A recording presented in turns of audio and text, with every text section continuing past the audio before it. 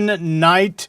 The polls are about to close. Actually, they should have just closed, and we will be expecting some early results or some results from the early voting as soon as in the next few minutes. So we'll get a good picture of how this primary election has gone. But I want to welcome you to the broadcast. We are digital. We are live on digital platforms. You can find us in a variety of ways. You can find us on the YouTube channel. You can find us, that's the KGNS YouTube channel. We are on Facebook right now on the KGNS Facebook page. We're also live to the website at kgns.tv. I would recommend that you go to the website and have our page handy, the stream handy, because sometimes we may not come to Facebook or to YouTube, but we'll always be on the website. We won't be on continuously. We will be on at different moments throughout the night, depending on what's happening. Now, again, the early voting numbers, when they come in, those results are going to be pretty indicative of many of these races and how they're going to shape up. It's going to depend on the numbers. It's a numbers game, especially in these close races. Early voting could determine a winner, but we could have to wait for the final numbers to see the actual results. We can go live, as can you as well, to the elections office. And so we're going to take a peek at the elections office right now. You can see they're waiting there. You see the elections administrator, Jose Luis Castillo, standing there. He's in the pink shirt, and they have several cameras. There's one of the election judges. They have several cameras set up that you can actually see yourself through the Webb County Elections website. So we'll be checking on these throughout the night as the ballots start to come in and they start counting. Again, they started counting the early voting numbers earlier today, and so those will be the first numbers that we get. We have Lacely Garza heading over there to the elections office. Marisa Rodriguez Limon is there right now, and we'll be checking in with them. As soon as they get us those numbers, we will get them to you. So sit back, relax. It's going to be, I don't know if it'll be a long night. In nights past and previous nights that we've covered elections, we've been here up until 1, 2 o'clock in the morning. But that's typically usually because it was Congressman Henry Cuellar who was in a primary battle with an opponent. This time around, Congressman Cuellar does not have an opponent, at least not in the primary round. But we will be following on the Republican side. There's 4 candidates, including a gentleman that used to work for Congressman Henry Cuellar. Last time he was up for an election or for re-election. And so we'll keep an eye on that race, because that is the one that will determine who Congressman Henry Cuellar will be facing come November. The biggest local race has to be the sheriff's race, with 5 people in that race. The incumbent is Sheriff Martin Cuellar, and we'll keep a close eye on that one. The county attorney, also a pretty big race, but pretty much everybody's going to be keeping their eyes on the sheriff's race. It's gotten a little dirty in that race the last couple of days. Some of the commercials from both camps have been a little mudslinging on both sides. So we'll see how this one turns out, and we wait anxiously for all of those numbers. Before we do anything else, before we check in with anybody, I want to air a package. This is a story that Alex Cano worked on. That's because there was already concerns today on election day after people noticed a polling site located near a candidate headquarters. Earlier today, the Webb County Elections Administrator explained what took place and how they handled the matter. Again, our Alex Cano has the story. It's a concern that had many speaking out on election day, Monday night all the way through Tuesday morning. People called into the KGNS newsroom concerned of the proximity between the signs and supporters near a polling site on the 6400 block of North Bartlett. On election day, 40 sites open where voters could vote from any one of them, including the one on North Bartlett. KGNS reached out to Webb County Elections Administrator Jose Luis Castillo, who confirmed he was notified about the concerns. Unbeknownst to us, there was a campaign headquarters that was opened, that a candidate had opened, and that was within 100 feet of a polling site. And it's a polling site that's only being used today during election day. Castillo states his office worked to address the issue. So it was brought to my attention late last night I was able to address it. I called the candidate. The candidate was very friendly, was very understanding. The candidate was he very understood friendly. what the law was, and he did comply, and he took down any sign within 100 feet. As for concerns of the office remaining open, Because he has every right. It's a public plaza that he's renting. Castillo referred to the state law on the proximity of any election site close to a polling site. The law says you got to be 100 feet of any guess I'll see sign. them here on my He has screen. an office You can there. just tell me. That should not be an issue. For KGNS News, Alex Cano. Thanks, Alex. Well, that was the issue for today. Pretty smooth sailing. There was a little bit of a blip on the radar because of Leap Day. If you recall, the polls were shut down momentarily the day after Leap Day, and they attributed that glitch to the extra day in February. We typically don't have 29 days. Well, we do every 4 years. This year we did, and so that may have played a part in the glitch that they had. The other issue that we saw during the elections, a woman was injured during the as they were campaigning on Del Mar, and so really those are just some of the things to highlight that have happened during this election cycle. Early voting ended as of Friday. Everybody had to have voted today if they wanted to get their vote in. Numbers wise, always, I would say, very concerning for those who are stakeholders in elections and just overall officials, because we have between 130, 140,000 registered voters. The number early voting wise for Webb County, the total number was 18,714. So in the 2 weeks that were the early voting weeks, 18,714 people voted. Remember, that's out of 130, 140,000 registered voters. And we have well over 250,000 citizens. So there's clearly that voter apathy that continues. We'll see how today went. The number that Marisa Rodriguez Limon gave us a little bit earlier was 6,782. So that is the number we had from Marisa for today. I know Jose Luis Castillo mentioned that he was expecting around 10,000. That was not the final number that Marisa gave us.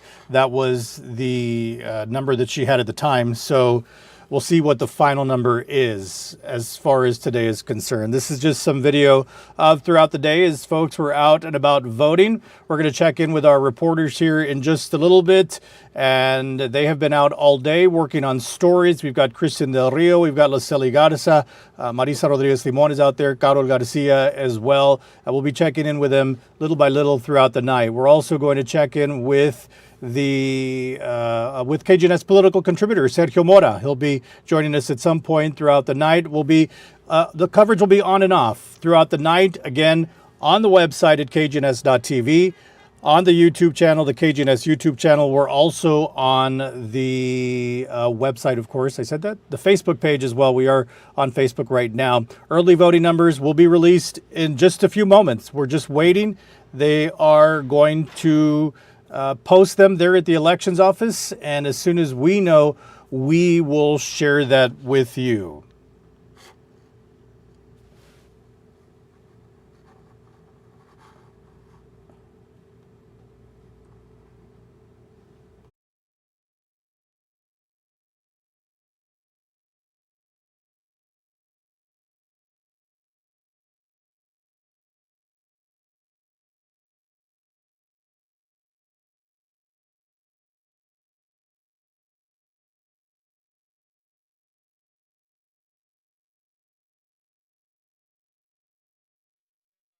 You have access now to the early voting numbers. Just give me a minute to punch these up here on the KGNS digital news desk, and this will be our first look at those numbers, which again, keep in mind, little over 18,000 people voted early, with less than 10,000 at last report for us here. On election day, those numbers are going to be huge. And so I'm going to open up this live as we speak and share my screen, and we'll look at the email together. Let's see. Well, let me download this real quick.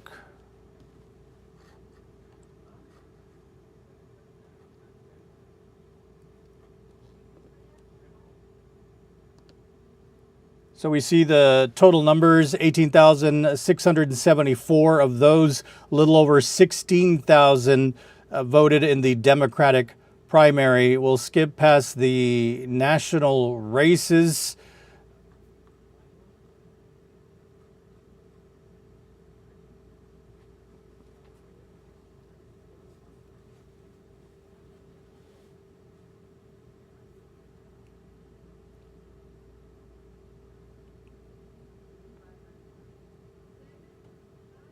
So we do see the state race there with, that's for District 80. That is the seat that Tracy King vacated for the Democratic primary. You have a close race, really close, between Rosie Cuellar, the sister of Congressman Henry Cuellar and Sheriff Martin Cuellar, and Teresa Johnson Hernandez.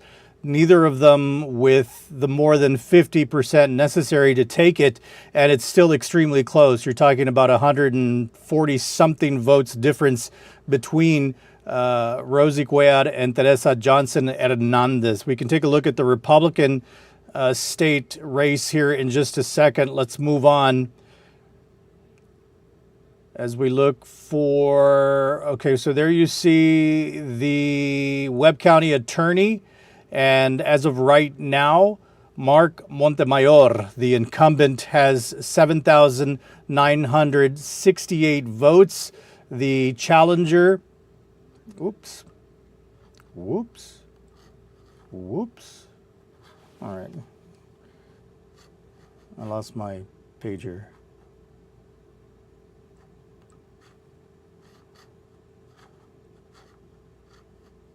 Stand by.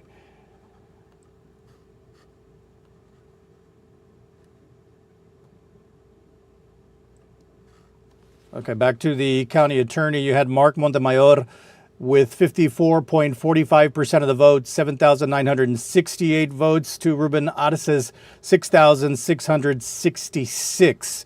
That may be enough for the incumbent to take it, but we will wait till we get the final numbers. Now the race that everybody has been waiting for, and Martin Cuellar with 48% of the vote. He has a 3,000 vote lead over Wayo Ruiz. Everybody else is behind them with Harold DeValley, the former Webb County Constable, Precinct 4. His race is now, or his seat is now up for grabs. He and JJ Rendon have in the 1,000s, and then Chemo Ortiz has 779. So Martin Cuellar, not the 50%, but he's got a significant lead, and with more than 3,400 vote difference, that could just be enough to carry him to win the primary. He is going to be unopposed on the Republican ticket, and so that's a good number for Martin Cuellar.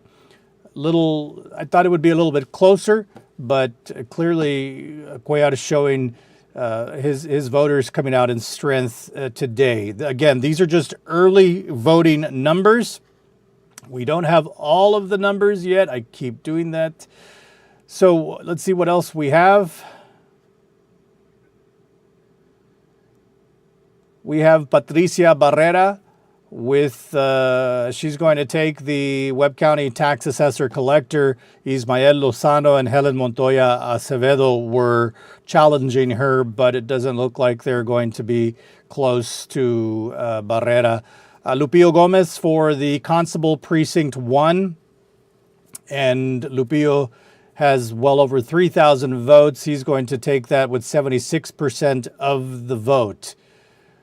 For Constable Precinct 3, Sabino Morales has 59% of the vote over Adrian Cortez. Then you have the Constable Precinct 4, which is the seat that Harold DeValley vacated to run for sheriff. And you have Rolando Roles San Miguel leading that race, but not with quite the 50%. And he's got a significant lead over Tina Guerra and Ponce Trevino. Almost 1,000 votes separate him and Tina Guerra. Roles San Miguel, the brother of former city councilman Charlie San Miguel, could be on his way to, well, we'll have to wait and see if this will be a runoff or not. He may not get the Tinagara or Ponce Trevino may not, well, they're not going to get enough to catch him. Will he get the 50% necessary? For the Democratic Precinct Chair, Valerie Gonzalez, 203 votes, and Rosario Marenco, 60 votes. All right, let me take a look at some of the other numbers on the Republican side. Clearly, everyone was interested in the local races, which included the sheriff. You know now that Sheriff Cuellar has a significant lead. Let's see here. Let's take a look at the District 28 race on the Republican side. This would be the candidate that will face Congressman Henry Cuellar in November. And right now, Lázaro Garza Jr. has the lead over the other candidates. Jose Sanz, who was the gentleman that worked with Cuellar, is at 467. He's not in second, though. That would be Jay Furman. So we'll see how this one shapes up as the night continues. Ariel, am I missing a race on the Republican side that we needed to keep an eye on? The District 80. That would be the state District 80, which is right there. And you've got you've got J.R. Ramirez leading Don McLaughlin. J.R. Ramirez right at that 50%. So this would be the individual that would take on either Rosary Cuellar or Teresa Johnson Hernandez, I believe was her name. I think we have somebody live, and that would be Lucely Garza. Lucely, you good to go here? All right, yes. Hang on a second. Let's check in with Lucely. Let me make sure all of the audios are up. Lucely Garza joining us from the elections office. Lucely, what's going on out there? Hey, Ruben, like you mentioned, we're here at the elections office right now, and if you can see behind me, there is a lot of people. Like you have probably already mentioned, the first numbers were already thrown out. Specifically, I'm covering sheriff's race, and we have been out and about since early today. We have been able to go to the Del Mar location at the fire station. We know that this is usually where most people go and vote. So we went out there. We did see that there was a lot of people campaigning. We also saw a lot of the candidates. I got to speak to Chemo Ortiz actually there, and I did get to see Wild Reese. He was also there, and we're going to be going to their different headquarters and talking to them since I am covering this race. And Ruben, you probably already mentioned Sheriff Martin Cuellar is at the top right now, but they're still counting those votes from today. We did get word that more than 6,000 people did vote today. I know the elections administrator wanted to see close to 10,000, but it looks like it's just going to stick around those numbers, Ruben. So, Lucely, those are the final numbers. Do we know those are the final numbers, the 6,782? We haven't confirmed just yet. Okay. But the elections administrator has been just kind of over here in the back, running around and making sure to communicate with the people that are out here seeing those results, Ruben. So I can definitely talk to him and let you guys know, so we know that those are the confirmed numbers of people that actually went out and voted. Lucely Garza downtown at the elections office. Lucely, any issues that you've heard of other than the ones that we've reported on? No, so far, Ruben, not really. I've got to talk to people that went in and voted, and people that have just been out there campaigning, and they just seem really optimistic about Election Day. A lot of people were looking for it, looking forward to it. We know that the sheriff's race has 5 people, so there's a lot of people on this race, and people just are excited to see the diversity and what each of these candidates brings to the table. Where else did you say you had been today, Lucely? So we went to the Del Mar location, and then we were also here at the elections building, Ruben. It's important to note that while we were here waiting for our live shots for the 5 and 6 p.m. newscast, there was a lot of people coming in here and they were trying to vote. They were turned away from the elections office since this is not a polling location, and they were just referred to the polling locations that were nearest to the downtown area. So we did see quite a few people actually. And then we've just been driving through Laredo and seeing everyone that has been out there campaigning. We went through McPherson and also saw what was going on in that area. 40 polling sites throughout the city. Laselli, we're taking a look at one of the cameras there at the Webb County Elections Office. Any indication as to what time they could have the total count? As of now, Ruben, I haven't really heard anything about when they would have that total number, but we will definitely keep everyone updated and we will provide those numbers here for you guys on KGNS. All right, thanks, Laselli. Over at the Elections Office, we'll check in with you in a bit. Laselli, thank you. Okay, Laselli got us out at the Elections Office. Let's see here. Kind of worried about my mic now. I feel like I can't.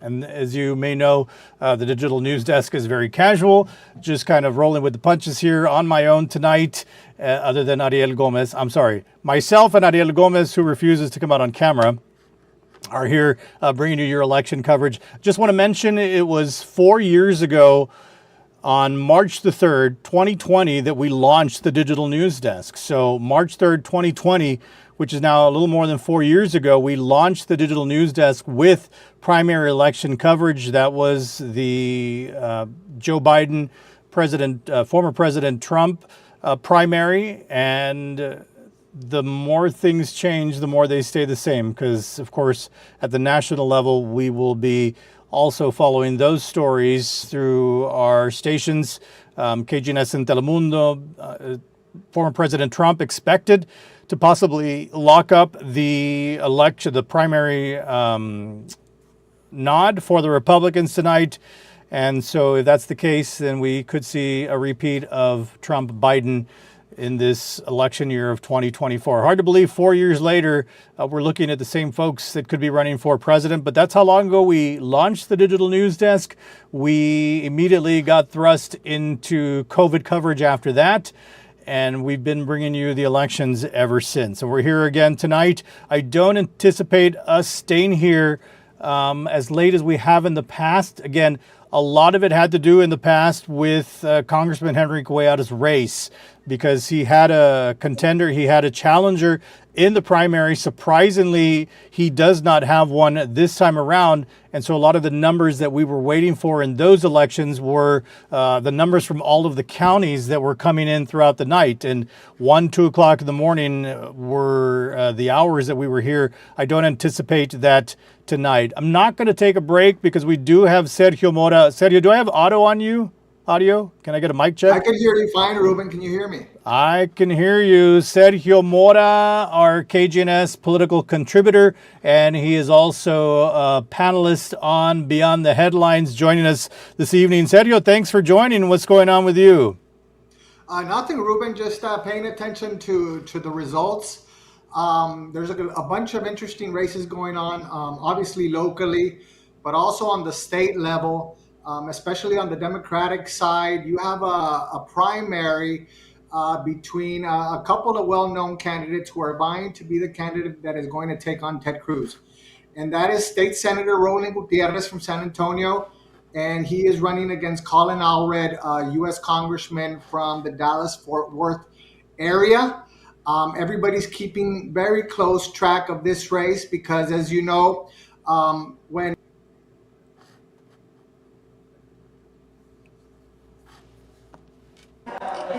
All right, we lost Serge. Let's see if we can get him to reconnect. I think somebody else tried to connect at the same time. So let me mute these folks here.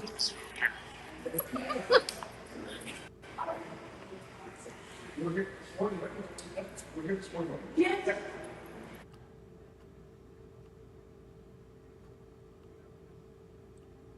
I've got Laselli.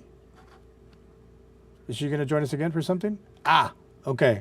So Laselli apparently has something new for us. Let's go ahead. Hold up, Laselli. All right, Laselli got us at the elections office. Laselli, what's going on? I don't.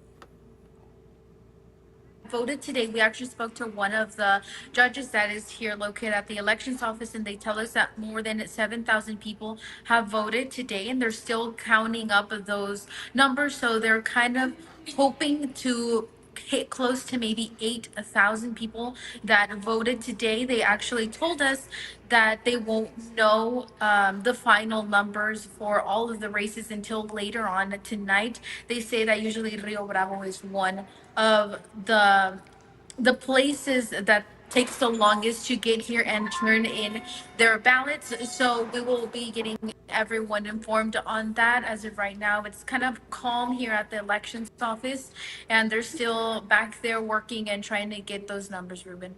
All right, Laselli. So I couldn't get your audio initially on my end. What the total number today could be? Closer to 7,000, you said? 8,000 maybe? Yes, it could be close to 8,000 as of right now. They have over 7,100-ish votes that people have gone out and actually voted, but they're hoping it will be closer to 8,000, if not a little bit over 8,000. All right, Laselli, thank you much. Laselli got us at the elections office. Let's see if we can get Sergio back on the line here. You're watching election coverage on the KGNS Digital News Desk. We are live. This is our digital product. We are live to the website at kgns.tv. We are live to the KGNS YouTube channel. We are also live to our Facebook page at this moment. If at any point you are watching on YouTube or you're watching on Facebook, you lose the signal or we just break away from the social media platforms, we will always be on the website. You just click on the Watch Now button and we'll pop up right there. So now we have Serge back on the line. Sorry about that, Serge. We're still trying to figure out this new system here. No worries, Ruben. All right. So you were talking about the state races. Yeah, well, there's one race in particular that's of high importance, and that's who's going to be the candidate that's going to take on Ted Cruz. There's two good Democrats running: Roland Gutierrez, a state senator from San Antonio, and Colin Allred, a U.S. congressman from the Dallas-Fort Worth area. Both very well known. Colin Allred outraised Roland Gutierrez by a significant margin, but at the same time, Roland Gutierrez, a Hispanic, is expected to get a big chunk, a majority of the Hispanic vote across the state. So it's going to be interesting, particularly because 6 years ago when Ted Cruz ran the last time, he was challenged by Beto O'Rourke, and that was the closest a Democrat has come to defeating a statewide Republican. So everybody's sort of pinning their hopes on whoever is the candidate that's going to win this primary between Roland Gutierrez and Ted Cruz. Also, you talked about House District 80, the seat that Tracy King is vacating. It's important to note that these are only Webb County numbers. The district is made up of 5 counties, and that is Uvalde, Zavala, Dimmitt, Frio, Atascosa, and Webb counties. So the majority of the vote is going to come from the rural counties. Webb County makes around 40% of the vote. So also we're going to see what the other counties report to get a clearer picture of who's in the lead in that one, not only on the Democratic side, but on the Republican side as well. We also have a very interesting Fourth Court of Appeals race. The Fourth Court represents over 15 counties. I'm not sure exactly the number, but it's based in San Antonio. One of the justices, Beth Watkins, was challenged for her seat. And she didn't do too well in Webb County, but also we're going to have to wait and see what the rest of the counties report. for that one. So it's going to be an interesting night. You know, Sergio, I mistakenly earlier failed to mention that in these state races that these are just the Webb County numbers, and you've got a really close race in Webb County, clearly between Rosie Cuellar and I believe her name is Teresa Johnson Hernandez. There's about less than 150 votes separating Rosie, of course, Martin Cuellar's and Congressman Henry Cuellar's sister, and Teresa Johnson Hernandez. How much do the other counties play into this race? You just sort of touched on it. Yeah, approximately Webb County makes up 40% of the vote totals, with the rest of the counties making up the 60% or the rest. So it's going to be interesting to see how those other counties play out. And those are Uvalde County, Zavala County, Dimmitt, Frio, and Atascosa counties. And like you said, this is the seat that a very popular state rep, Tracy King, who represented Laredo for the longest time, decided to call it quits. He's retiring from the House, and that opened up a big race. And also on the Republican side as well, Don McLaughlin, he's the mayor of Uvalde. He was very prominent during the whole Uvalde crisis with the school shooting. And there's some other interesting Republican challengers as well. And that district is considered to be a swing district, in that Tracy King, a Democrat, held on to that seat very well. But recently, in the two recent elections, Republican candidates like Donald Trump and Greg Abbott won that district.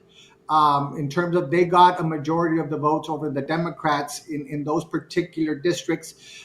So it's going to be very interesting to see whoever is the Democratic nominee for that one is going to have a big challenge in whoever the Republican nominee is going to be. So that one's probably going to go all the way to November. It's going to be an interesting race as well, Ruben. Sergio Mora joining us. He's a KGNS political contributor. He's also a panelist on Beyond the Headlines, which airs on Sundays at 10 o'clock in the morning on KGNS. Sergio, a lot to talk about, really. Let's talk about the District 28 race. No challenger for Congressman Henry Cuellar in this primary. The last two primaries, he has had a very tough battle with Jessica Cisneros, and she's gotten pretty close. What happened? Why didn't they put up a candidate against Cuellar this time around? Well, I think a lot has to do with the Justice Democrats ran into financial difficulties up in Washington. Their fundraising numbers weren't there. It is assumed that they just didn't have the wherewithal to really put up a challenger against Congressman Cuellar.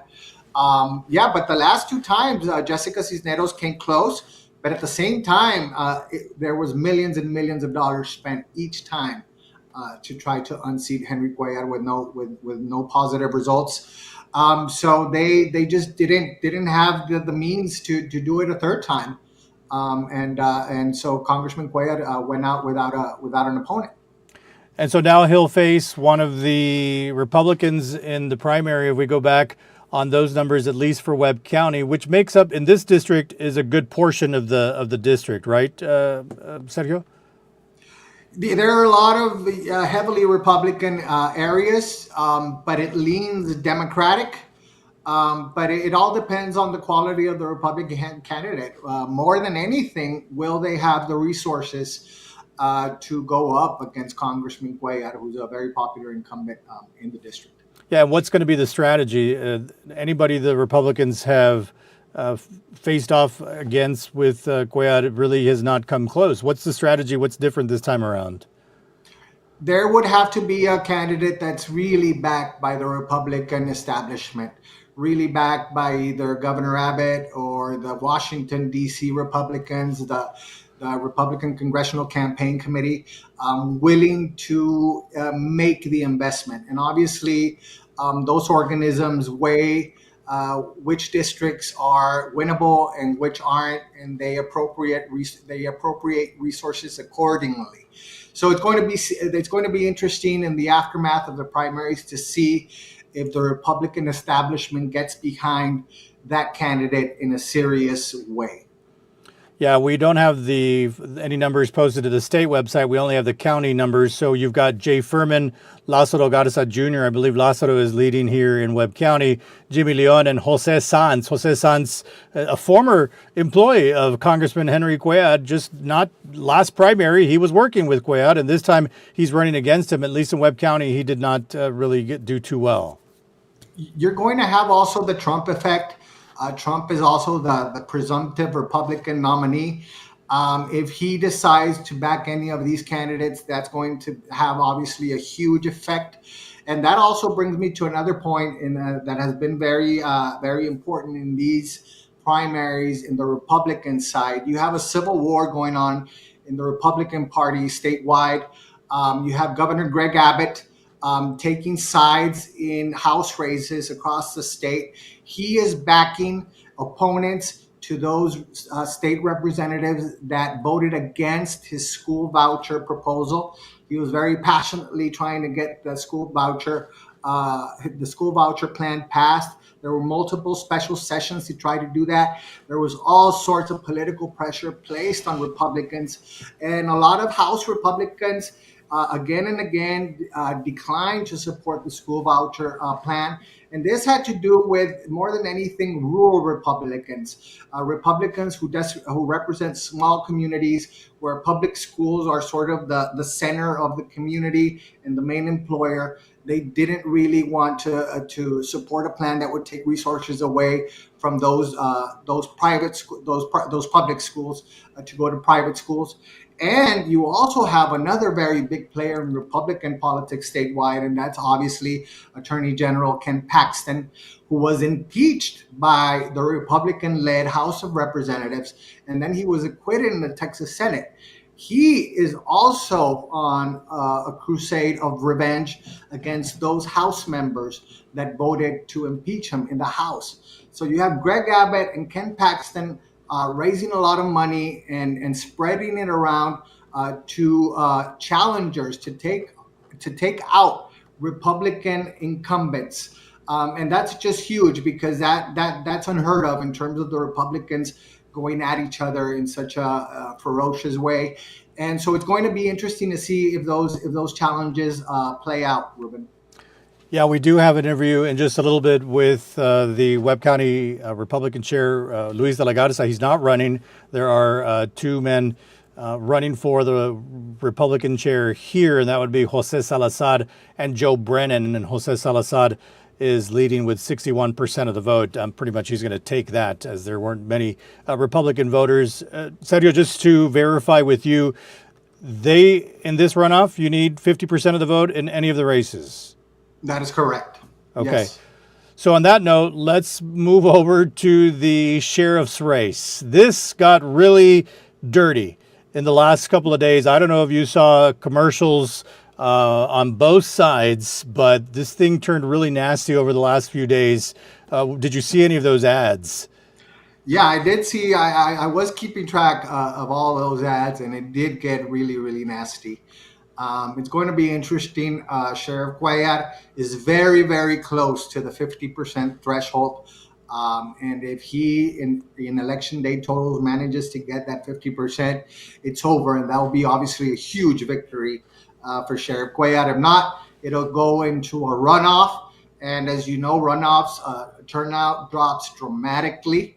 And it's also going to be very interesting to see who, if it appears that Wyatt Reese will be the one heading into a runoff with Sheriff Cuellar, if it happens. And it's going to be very interesting to see who gets the support of those candidates who didn't make it. And it's also very interesting, this primary session. You had a lot of former employees wanting to take out their previous boss, and here you have those three on the screen: Wyatt Ruiz, Harold DeValley, and JJ Rendon, all having worked at one point for Martin Cuellar in the sheriff's office. You have in the tax assessor collector's office two of the two candidates, Ismael Lozano, and the other candidate, also former employees of Patricia Barrera. In the county attorney's race, you have Marco Montemayor facing Ruben Arce, who is also a former employee of his, wanting to take out his boss. You said J.J. Sands, also a former employee of Congressman Cuellar, wanting to take out his boss. So that's just an interesting pattern that came out during this election. Yeah, I was showing the numbers, Sergio, and it occurred to me that maybe the percentages were blocked because of the election ticker that we have here on the bottom. So let me see if I can get back to those. In the meantime, and well, actually, I do want to see that graphic because I want to make a point about this. There you see the votes total. As of right now, there's one candidate that's below these, and that would be Chemo Ortiz, just to show you that. But that's about a little over 3,400 vote lead between Cuellar and Wild Ruiz. He's right there, Sergio, 48%.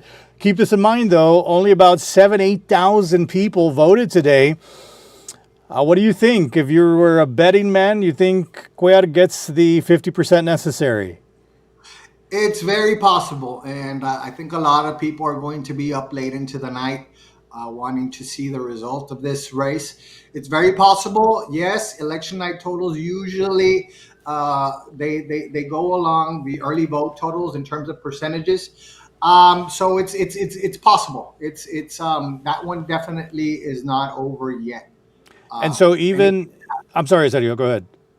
Anything can happen, Ruben. Yeah, I was going to say, even if he gets 49%, still goes to a runoff, correct? That is correct, yes. Sounds like fun, right? And this thing changes if it goes to a runoff. I mean, we saw how dirty it got the last couple of days. Can you imagine in a runoff election? And typically runoff would be in how many months? It changes, Ruben. Usually like a month or two. There's been instances where it goes into like over 3 months, depending on the circumstances.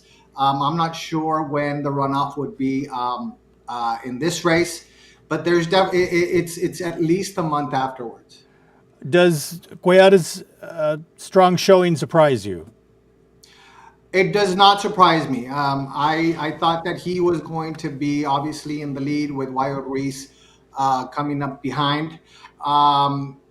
It does not surprise me, but at the same time, it is surprising that he might take it without a runoff. That is a very strong showing. Are we any candidate in a field of 5? Yeah, are we jaded because we see a lot of the political signs and the campaigns, and do we think that it's going to be closer? And then come day of, Sheriff Cuellar, obviously with a very strong, healthy lead. That's right. It's going to be interesting if it goes into a runoff because the turnout decreases dramatically.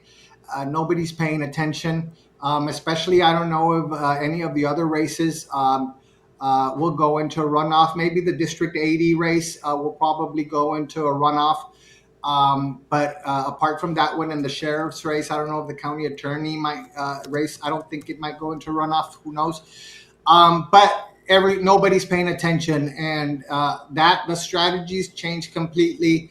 In that it no longer is a game of advertising and signs and guato, and it becomes more a game of literally taking out the vote, literally one by one, trying to get as many people as you can physically to the polls. And whoever has a better machinery in that obviously has the advantage. Sergio Mora is joining us. He's a KGNS political contributor and a panelist on Beyond the Headlines. I'll let you go here in a little bit, Sergio, and then we'll check in with you a little bit later on. But let's talk about the famous topic of voter apathy. It continues here in Webb County we're going to have possibly less than 26,000 voters turn out for this primary election. Anything to say on that? I'll leave that as an open-ended statement. Well, it's obviously not good. It's obviously sad that so little people voted. But at the same time, you could attribute it also to the fact that there's no really big top of the ticket races in terms of Joe Biden isn't in a contested primary like he was last time. Donald Trump isn't in a contested primary like he was last time. Both of the presidential nominees are pretty much have it sewn up. So that dramatically decreases interest in the race. And you also, at the state level, you don't have a really big primary in terms of for the governor's race. There's not a strong primary for the governor's race. There's not a strong primary for the U.S. Senate candidates. Yes, the Roland Gutierrez, Colin Allred, I think was the biggest ticket in town in terms of that Democratic primary. All of the hardcore Democrats were very attuned to this, but it did not make as big of a splash outside of the political insiders. Not a whole lot of people really knew about the race. So that also decreased interest in the race. So it was only the local ones. And you had a lot of local positions that went uncontested, which traditionally would also increase the interest. Obviously, you had Congressman Cuellar running unopposed. You had Representative Richard Raymond running unopposed. District Judge Becky Palomo ran unopposed. David Garcia for the 406 that Oscar O.J. Hale is vacating, he ran unopposed. Our district attorney, Chilo Lanis, didn't draw an opponent either. Lucenella Chapa and Lisa Rodriguez for the Fourth Court of Appeals, they didn't get an opponent. And our county commissioners, Jesse Gonzalez and John Galo, they were both up for re-election. They did not draw a challenger. Judge Juan Paz and Mike Villarreal for Justice of the Peace and Constable, they ran unopposed as well. So you had a lot of races that just didn't get any opposition, that all those races would have garnered additional interest. So it was just a handful: county attorney, tax assessor, sheriff's race, and the District 80 race that were the headliners. Yeah. So there wasn't a whole lot going on, and I attribute that in a big way to the very meager turnout that we had. Do you recall 4 years ago on this primary election, did we have a record turnout that election? Do you recall? I don't remember if it was a record turnout, but I do know that you had a very, very contested Democratic primary to see who the candidate was going to be that was going to face Donald Trump. Yeah. And that was obviously huge for the Democrats. Joe Biden ended up winning that one. Beto O'Rourke was one of the contestants. You had Julian Castro. You just had a stellar lineup of huge names all competing in the Democratic primary. And that obviously drove up the turnout in a big way. You didn't have that this year. And that really drives the voters, doesn't it? The races, and I anticipate November we'd hope is a lot better. It's going to be a big election. Yeah, November is going to be huge. It's the races that people get exposed to on CNN and on the NBC News and everywhere you're hearing about these presidential contests, or in like 2 years ago, the race for governor, things like that. Right now, it's Joe Biden versus Donald Trump. Everybody knows that. There wasn't any need to go vote in order to affect those two races. So that was huge in dictating the turnout, Ruben. All right, well, we're keeping an eye on the statewide race that you've been talking about prior to this, which is the District 80. I don't want to mention any numbers because the state website obviously doesn't have enough counties to say. So we'll leave that off for now. Sergio, are you in Austin or are you in Laredo? I am currently in Austin right now, Ruben. I was going to say you should have just been here. I'll try to be there for November. All right, sounds good, Sergio. We'll check in with you a little bit later on after we take a look at some of these races, all right? Great. I'm looking forward to it. Thank you. All right, thanks, brother. Appreciate your time. Bye-bye. Okay, let me see here. Let me regroup. I am going to scroll through the races via our graphics package here and turn my mic off for a little bit as we figure out what we're going to do here next. I know some of you have been asking for the results, so I'm going to scroll through these while I take a little break while we figure out who else we can talk to. Stay with me here on the KGNS Digital News Desk.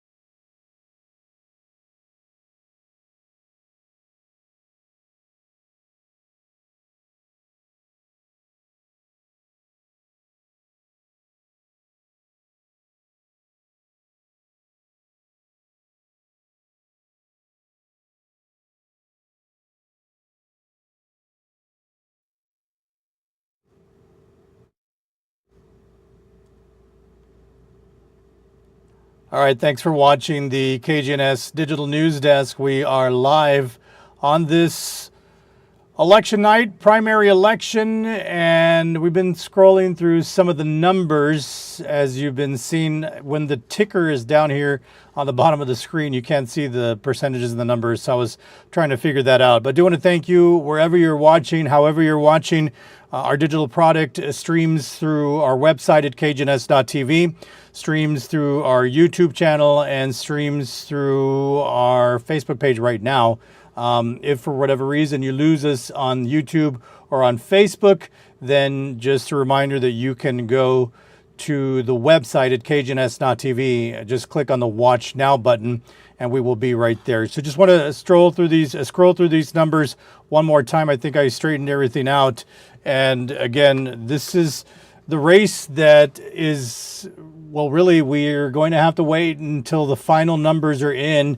If you're just joining us, we had about what's a little over 18,000 vote in the early voting, and anywhere between 7 and 8,000 maybe today. So Sheriff Martin Cuellar, the incumbent, showing strong support from his constituents with 48%. The question is, will he get to 50% by the end of the night? So we'll have to keep an eye on that. Webb County Attorney between Mark Montemayor, I would venture to say that Mark will take this with right now he's got 54% of the vote and a little over 1,300 vote lead. There's only two candidates in this race either way, so he will probably take this one.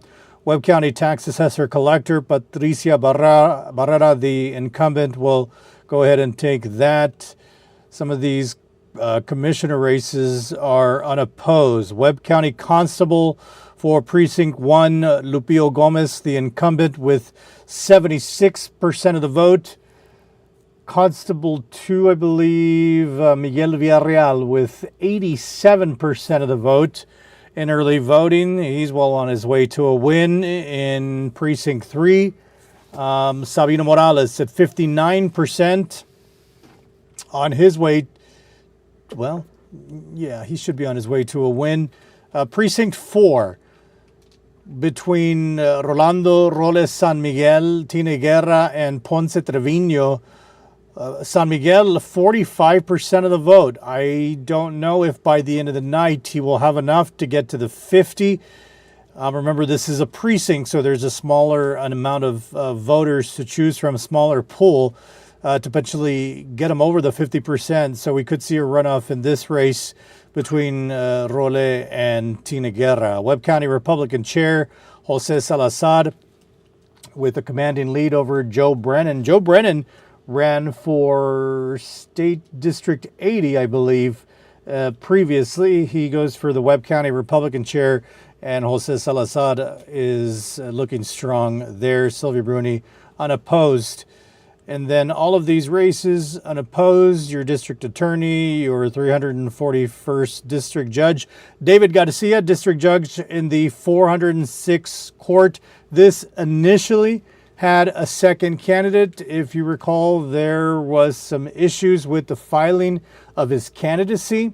And so David Garcia being the only one in the race, ends up being the only one in the race. And so he is unopposed. None of the Zapata numbers are in, so I won't go there. If we go to the top, again, we go to that highly contested sheriff's race with Martin Cuellar in the lead. Ariel, do we have anybody to check in with?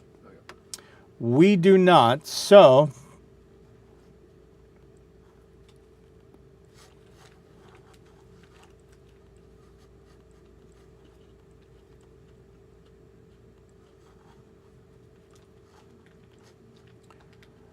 let's go to an interview that Alex Cano had with the Webb County Republican chair. He decided not to run for the position, but he does share his thoughts on the current election cycle with Alex Cano. She just talked to him a little while ago. Can you tell us a little bit about your thoughts this election cycle, the primaries? Yes, we're seeing that the Republican voter is coming out larger than previously on a primary, so we're very, very happy about that. Even though overall the turnout is not as expected, we still see an increase in the Republican voter turnout. The U.S. Supreme Court voted to allow President Trump to remain on the ballot for the 2024 election cycle.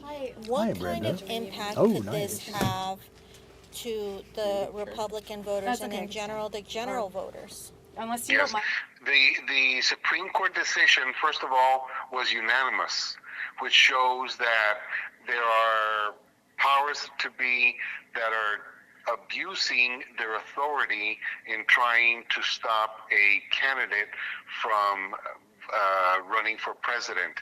That is wrong. The Supreme Court decision has shown that there is a man that is committed to helping the nation move forward. Also on the ballot is for county chair. So can you tell us a little bit about maybe your decision of not wanting to be back on the ballot? Sure. It has to do with timing. I was able to accomplish some of the goals that I had set out, and promote the party and motivate others to run. And that's exactly what we have. We now have two candidates that are running for the position. You know, when we had been dismal in years before. So this is a good thing, and I'm going to continue to be active. I'm just not going to be at the head of the party. And sir, as far as this election cycle goes, what do you think has impacted voters the most to vote Republican? There's several issues. There's several big issues. One of the main issues is the border, the illegal crossing of immigrants into our country without being vetted. And there is a process for following to become legal in our country, and we need to follow that. The lack of response for our present president that is not following Congress's laws shows that he's not careful and not paying attention to our country, and leaving it open to a disaster if things do not change soon. How do you see the Webb County Republican Party in the next 5 to 10 years? Well, as we have seen in the last 2 to 3 years, we've seen growth of the party. We're seeing that there's more interest. The values of the Republican Party are being reflected in the voter that are turning out, and the increased votes that we have. So we see very, very positive moving forward to the near future. As far as young voters, do you see them more swaying into the Republican side, the Democrat side? How do you see this upcoming wave of newly registered young voters going? Well, you know, registering the voter is one thing, but emphasizing the values and what you promote for the values of the party is more important than registering the voter. And I think young voters are starting to see that there is a difference and there are different values between the Democrat and the Republican Party. And if we're going to continue to grow our family values, our educational values, our government values, then they know that the conservative way of being is the way they're looking at.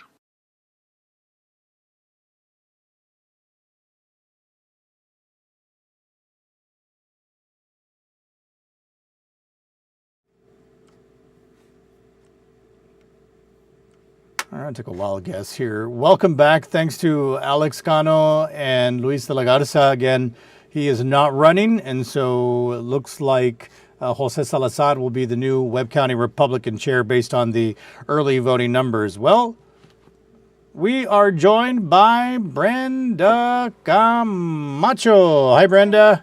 How are you, Ruben? Oh, man, why is your mic not working here? Oh, wait a minute. She doesn't even have a mic. I don't have a mic. I thought this was mic free. All right, hold on. We got to give Brenda a mic. Can you mic her up there? Ariel Gomez, my trusty sidekick here tonight that does not want to be on camera, but he's been... So putting me on camera. Yeah, he's putting you on camera. I took you off camera while he mics you up, because God forbid we give him some airtime. Did you turn it on? Ignore this wire. I can't set up how I usually do. All right. Oh, wait a minute. Oh, there you go. All right. Whoops. Just going to hold this in my hand. You good? Yeah. All right, there's Brenda Camacho. Now we can hear her. Hi, Brenda. Hi. Hello, everyone out there. Hope you all went out to the polls, not only today, but any other early voting day. Yeah, we're just going to be talking about how things have been going here in the newsroom. I mean, obviously, we are the main point of communication. A lot of people have been calling in. We've seen your all's comments on this live. Just a reminder, if you don't see it, if me and Ruben don't mention the numbers, you can visit our website, kgns.tv. There is an elections tab, and our staff is literally hard at work right now updating those numbers as soon as they're coming in. For Webb County, We're connected to obviously databases where they have those national and state statistics. So if you don't see it, if we don't talk about it, you all can visit the website. I believe I attached the link in the comment section. Yeah, you did on Facebook, and we do have people on YouTube watching as well, and they're asking, and that's a good point, Brenda, because I'm juggling multiple things over here, and so the results aren't always up. It's a little confusing, but you're right. Just go to the trusty KGNS website, and everything is there. Elections passed, Brenda. You've been out in the field. You've been in the newsroom and on air tonight. So what's it been like here in the newsroom as the election has unfolded? Here in the newsroom, well, it's a little bit different coming from somebody who was out on the field all the time on elections. I feel like everybody has it together this time. You know, we have our reporters who have been out there all day. I just saw a reporter coming back. She's been out on the field since the morning at the elections office. They say everything was smooth at the elections office, but there was that little hiccup that we reported on earlier where there were some questions coming into the newsroom about the distance between a polling site as well as a campaign headquarters. We were able to talk to the elections administrator who said that it was not exactly election law following, but that the situation was remedied rather quickly. So that was the only really hiccup that we've seen today on election day. As far as election-wide early voting as well, the other big thing was the voting machines that weren't recognizing the leap year, because we did have a leap year this year. I did not know that we were going to have one, but because February 29th only comes like every 4 years, it seems that those machines didn't recognize that. So those are the two main things during the web counting election cycle that were issues, but they were resolved pretty quickly. Typically, I feel like on election days, there's always something with the machine or long lines, but we haven't really heard anything about that. Aside from that polling site next to the campaign headquarters, there hasn't been really a whole lot of activity. So it looks like people are having a pretty smooth election process, or at least we haven't gotten any calls so far about any problems. But you know, Brenda, something like that with the proximity of the campaign and the polling site, that's going to get called out. You've got poll watchers, you've got folks from all the campaigns, you've seen them out on the streets, which, by the way, there was an incident with the woman at one of the campaign sites, if you remember, during the early voting, but they're going to keep an eye on those things. Those areas are a little bit tougher. I know that the fire administration building that is on Del Mar, right across from St. Patrick's Church, that is always the most frequently visited polling site. But it's also one of the most dangerous ones because people trying to cross the street. I know I've tried crossing the street and it gets pretty scary out there. So it's like Frogger. You're familiar with the game Frogger, where the frog has to jump across the street? Oh no, you're too young for that. Sorry, Brenda. As an old people reference. As like a person, I know what it's like to like try to cross that street to go vote. I'm a boomer.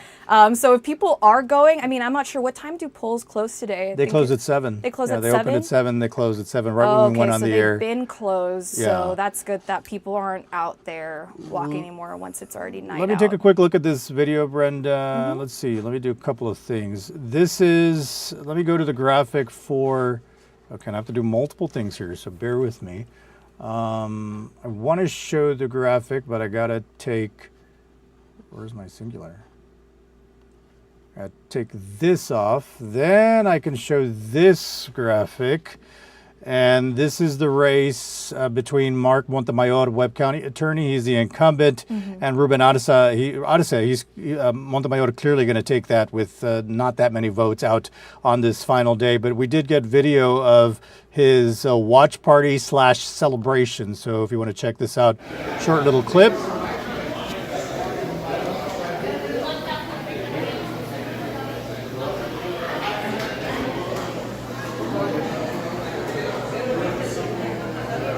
So there you have it. Just wanted to share that with you. That came through the newsroom and Mark Montemayor. I believe Ruben Arce used to work for Mark Montemayor. So another race where you've got a former employee running against the incumbent. I saw a lot of that today and reading the bios of some of these people. I know another one was in the race for tax assessor, I believe. One of the candidates was in the office. Helen Montoya Acevedo. Yeah, I believe in the bio it mentioned that she was a part of the office. So people within the department, wanting to step up.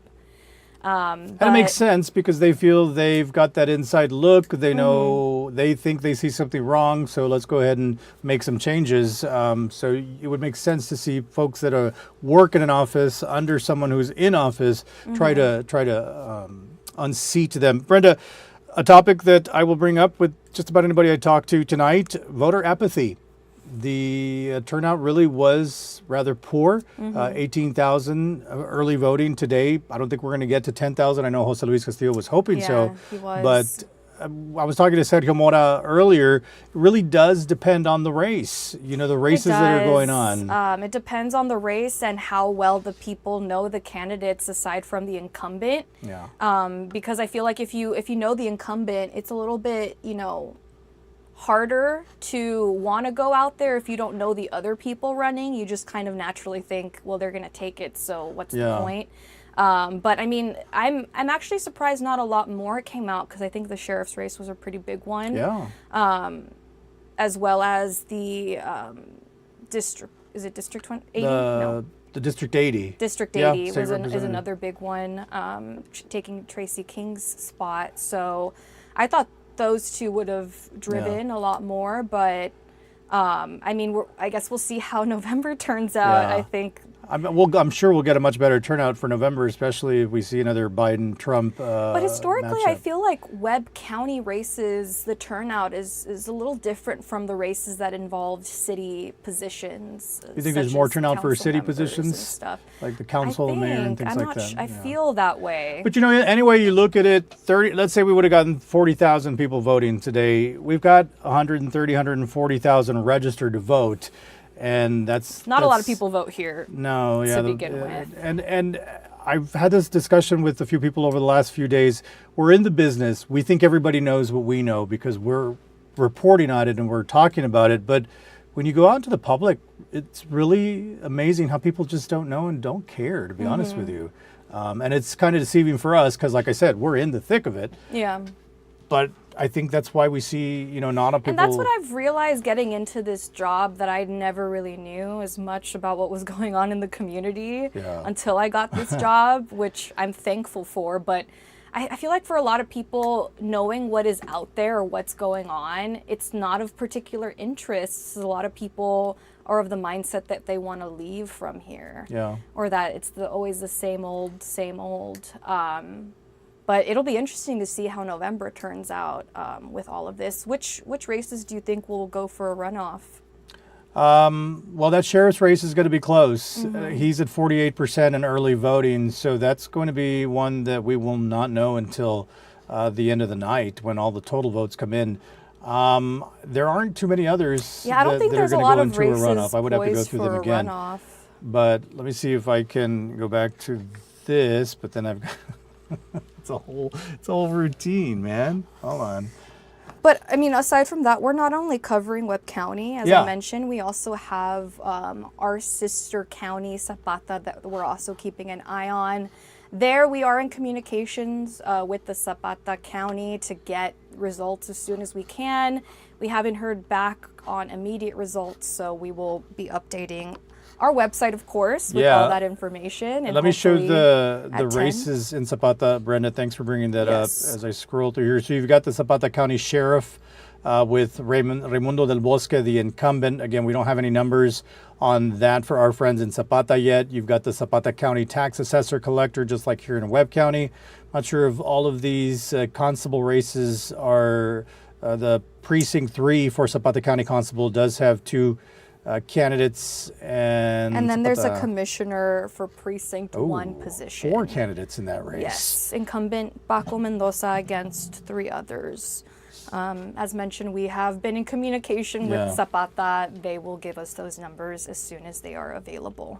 The Zapata County Chair, you've got unopposed, and there's Commissioner Precinct 3. So you're absolutely right, Brenda. As we get back on camera here, we will be following those races for you. throughout the night. Anything else you got, Brenda? Anything else you want to talk about? No, you Life all in should general? tune in to our 10 o'clock newscast. I'm going to push that. You can catch me as well as Heatwave. He'll be giving us the weather, but most importantly, we will be giving you the latest results because we have staff out there hunting out those numbers. So tune in here or on KGNS at 10. For all the latest and we will be election off coverage. air at 10, so you won't have Okay, anything so on the then digital tune in news to desk. us. So it's straight to the newscast. Looking really good. I was able to. We were a little busy, but I caught the 5 and the 6. It looked sharp. Yeah. With all of our new fancy schmancy I equipment know, and all the nice comes graphics. with a new place. You get a whole bunch of cool things to do. So yeah, Is there we no are sports working tonight? hard. Oh yeah, we have. I'm sorry, Ryan. We also have Ryan, of course. He is getting all our sports coverage. Heatwave will be filling us in on the hot weather that we are going to see and seeing, and then we will have your election results. And by the way, Brenda, just we're simulcasting in English and Spanish at 10 o'clock. We've got 2 live newscasts, Yes, Telemundo and KGNS. and Telemundo. Telemundo staff have been hard as work as well. If you do speak Spanish and you want those election results, visit the Telemundo website. Our web people for Telemundo are also adding all those numbers at the same time that our website is adding those numbers. Brenda, have we heard anything about what time they're expecting final results? No? I mean, from my experience, I feel like they usually come in right at the nick of time. Yeah, right before the 10, right? Right before the 10. I remember scrambling to get all that information in. So fingers crossed that. Yeah. I mean, if we expect that the turnout's not as high on election day, it'll probably be. I think there's a really good chance you will have the final results on the 10 o'clock newscast. As we look at one of the live cameras over at the elections office, you see Jose Luis Castillo standing there, and they are, I'm guessing, waiting for those ballots to come in so they can start churning those out, and then we'll get the final results. Those final results, really, I'd have to go back on all the races to see which ones those are going to factor in. But for sure the sheriff, because will he get to the 50% or not? Well, stay tuned. That's definitely going to be. And if he doesn't, then we're looking at a runoff between Wayo, Ruiz, and him. And then it's a whole new ball game. That's the other thing I wanted to ask you about, Brenda. I mean, any reaction in here in the newsroom, any calls about the negative campaign ads that ran over the last couple of days in that race specifically on both sides? Anything? I haven't heard anything from the newsroom particularly. I didn't even know. Yeah. To be honest. All right. Brenda, I think your mic went out, so okay. thanks. I don't know if it ran out of battery. I have no idea. This is all new to me as well, all this equipment. So we'll check that out. And let me put up the graphics here for a little bit while we work on what we have next here on the KGNS Digital News Desk as your election coverage continues on this Super Tuesday.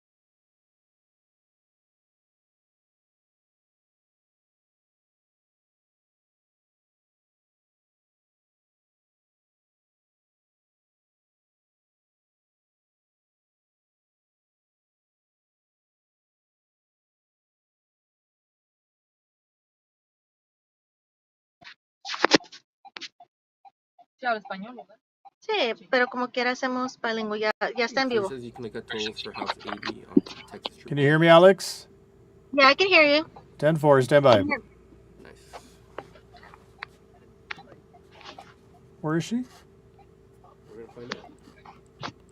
You're gonna find out what I do. Dude, this is... My mic may or may not be on. I don't know. Where is... Oh. Best behavior.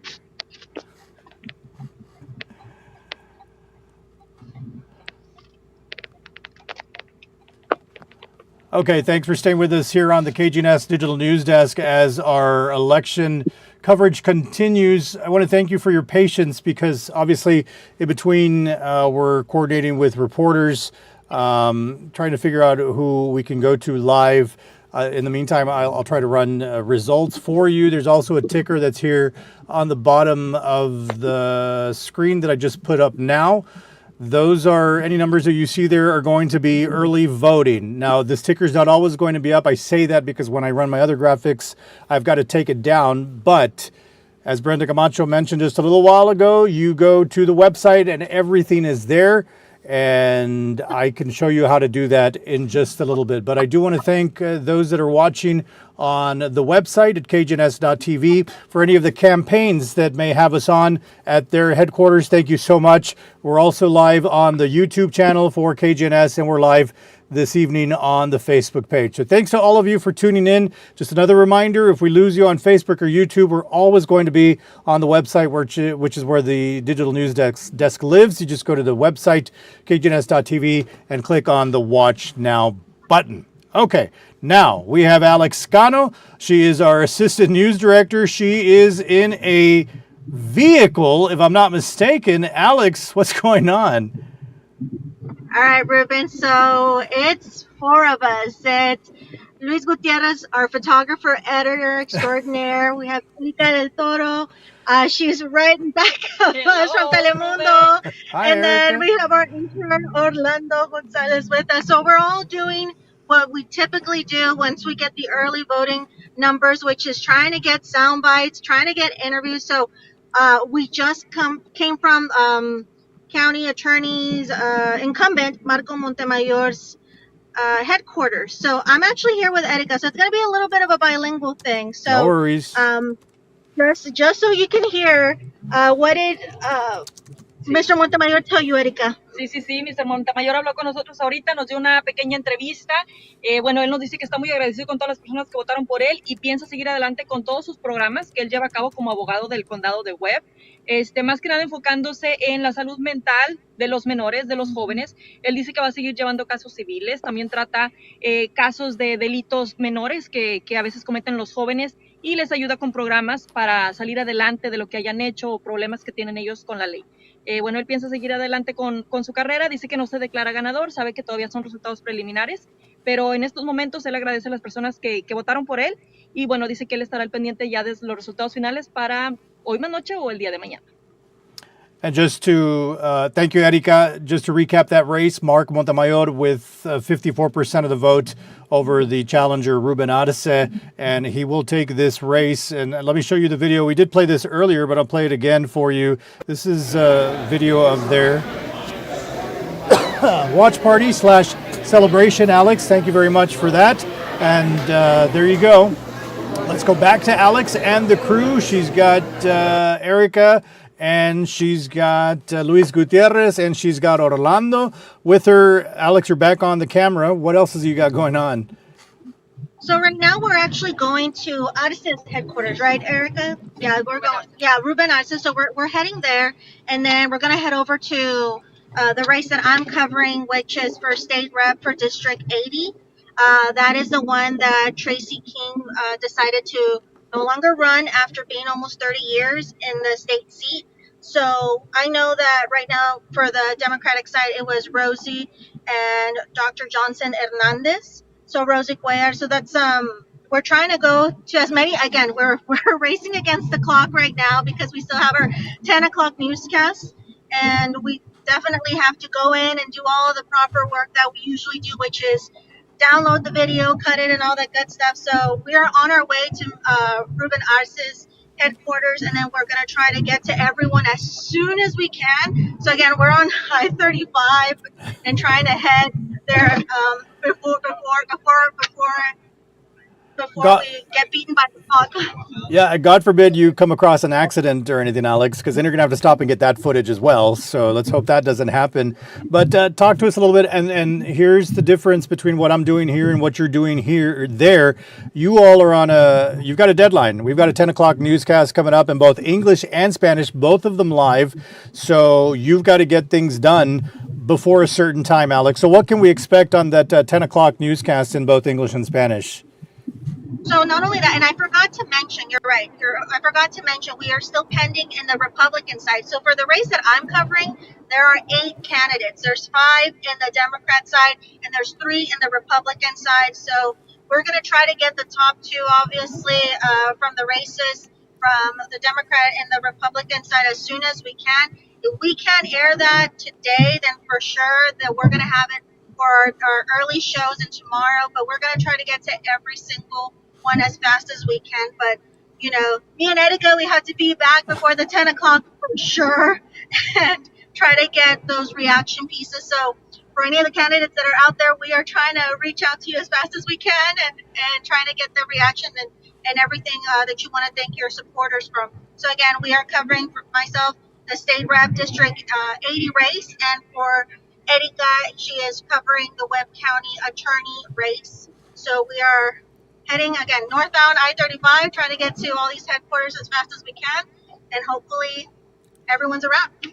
Alex, does Orlando want to say anything? He's our latest intern here in the KGNS Newsroom. Orlando, you want to share your experience with Election Day coverage? It's surreal. It's my first time covering the elections. I'm learning a lot. I'm taking it all in. It's just exciting to be part of this and part of the election to see how everything works. And we'll cover everything and we'll keep you updated. Orlando, thank you very much. Luis Gutierrez as well. I believe he's driving, so I won't talk to him. Hi, Luis. Focus on the road, Luis. Keep your eyes on the road. Alex, anything else? No, as of right now, everyone has been telling us where their headquarters are at. So we're pretty set of where to go in the next few minutes. But a lot of the supporters we spoke to are very thankful to their families, very thankful to their campaigns. They have done some hard campaigning so far. So whether it's announcements, whether it's standing out in different areas around town, you know, they've put in a lot of work, a lot of hours to get their message across. So I know that a lot of them are very thankful that their families are sticking with them, especially right now, just around the clock trying to get those supporters and new supporters, current supporters. So a lot of them, that's kind of the feeling that I got when we entered Marco Montemayor's headquarters. Everyone was clapping, cheerful. You know, everyone is excited where they are right now. But obviously, the work continues all the way to November. So it's just a matter of time to see what the final results are. But yes, again, that's the vibe we got so far. All right, Alex Cano in this vehicle as we speak, and they are headed places tonight to get everything ready for the 10 o'clock newscast. Erica del Toro, Orlando. What's Orlando's last name? Gonzalez. Sorry, Orlando. And Luis Gutierrez out there. Alex, thanks much, and be careful, please. All right, that District 80 race that Alex is talking about, we're going to have to keep an eye on that because what we were reporting is those are the Webb County numbers. District 80 for the state race, Webb County is only 31% of the votes. You've got other counties in that race. Let me go to my trusty notes here from producer extraordinaire Ariel Gomez. You've got Atascosa County, you've got Dimmitt County, you've got Frio, Uvalde, and Zavala. All of those, every county, 100% in this race, and Webb is only 31%. So while you may have Rosie Cuellar leading here in Webb County, we've got to wait on those state numbers to see where that race is headed. And I don't feel comfortable enough sharing any numbers with you because they're still coming in at the state level. I'm trying to see how many counties have reported. And so, for example, Uvalde's only reporting 1 out of 14 precincts. And I can share this screen with you so you can see what I'm looking at. You've got Webb is almost in. Those are going to be, I believe, the early voting numbers that you see there. So that's not our total count. Zavala County, that could be, those are their final numbers.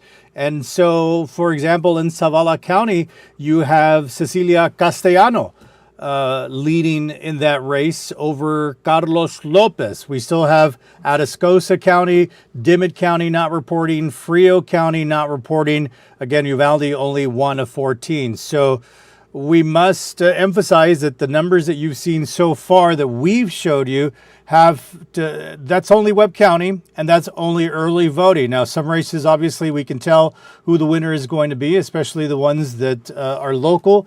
The one we can't tell yet is the one for sheriff. And so for that, we're going to have to wait for the total count here in Webb County. So we're looking at a couple of things. We're looking at the state race. We're leaving the federal race. If at any point we get to any federal stories, we'll share that with you. We'll leave that up to our networks. We are an affiliate of NBC and CNN.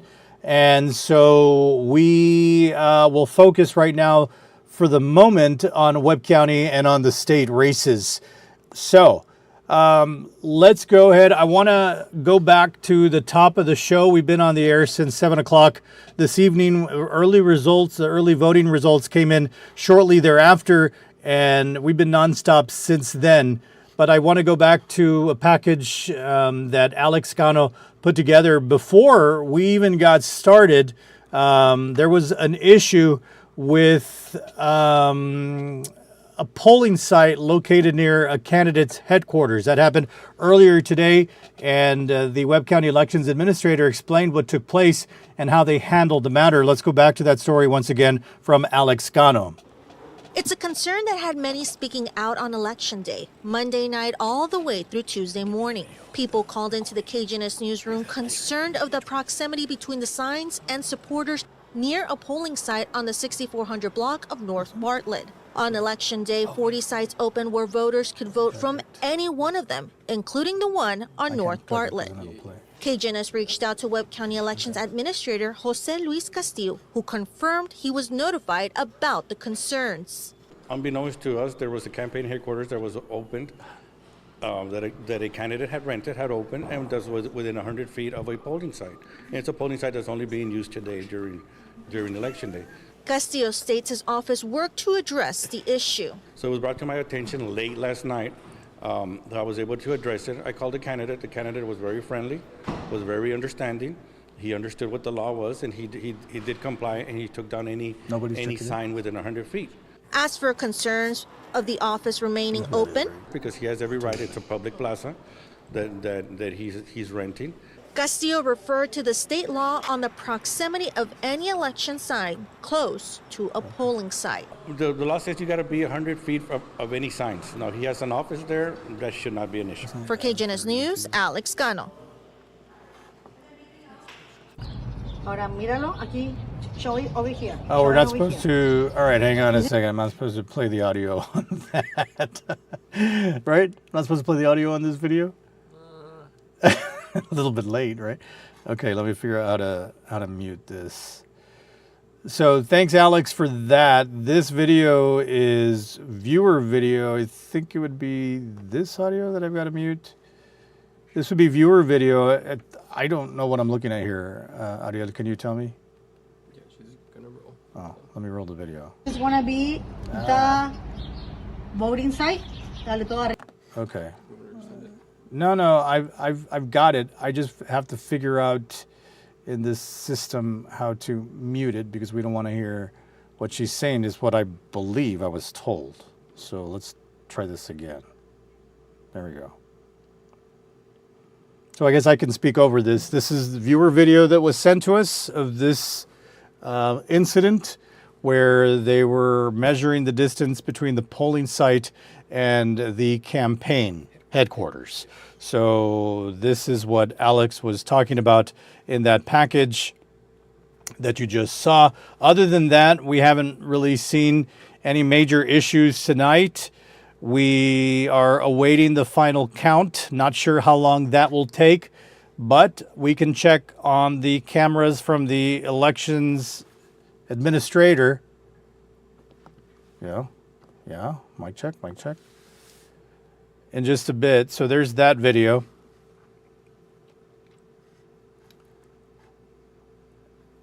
And now let me go to...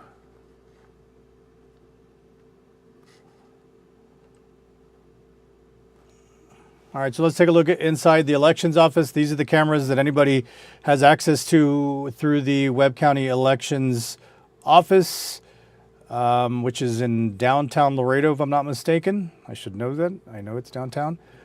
This is one of the cameras. Not a whole lot happening there. Let's check another one of the cameras. This was the one where we were seeing the elections administrator, Jose Luis Castillo. He is not there at the moment. So you see all of those people waiting for the ballots from today. Anything that they count will be ballots that actually came in on election day. I already tried this one. Let's take a look at this one.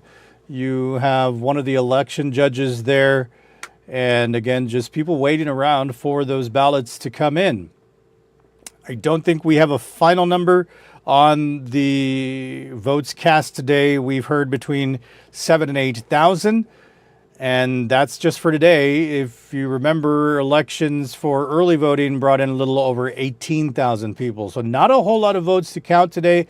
Will that get us the numbers that we need early tonight instead of later? I know last couple of elections, the results have come in after the 10 o'clock newscast, that is, but have no fear because the digital news desk is here. And if they come in after 10 o'clock, I will have that for you right here on our stream on the website, YouTube, and on Facebook. So again, just a lot of waiting around as those final votes are going to be counted tonight. It's 8:37, so considering we haven't seen any of the ballots come in, I'm guessing that might be, I don't know if that's to an office, I don't know.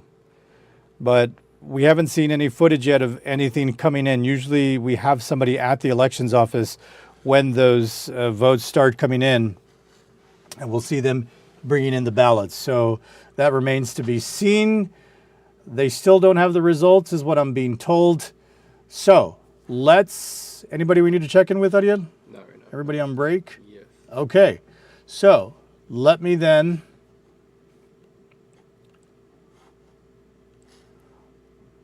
just as a recap of what we've been seeing tonight, let's go to the early voting numbers. And if you're just joining us, then this is where we are numbers wise. Let's go ahead and start with the sheriff's race. Again, we've talked about it throughout the night. Both camps, and when I say both camps, I'm talking about Sheriff Cuellar and Weil Ruiz waiting for those final votes. Can Sheriff Cuellar reach the 50% threshold necessary to take this primary election? If he does, he remains in office. He has no challenger on the Republican side, and so nothing changes at that office. Sheriff Cuellar will continue.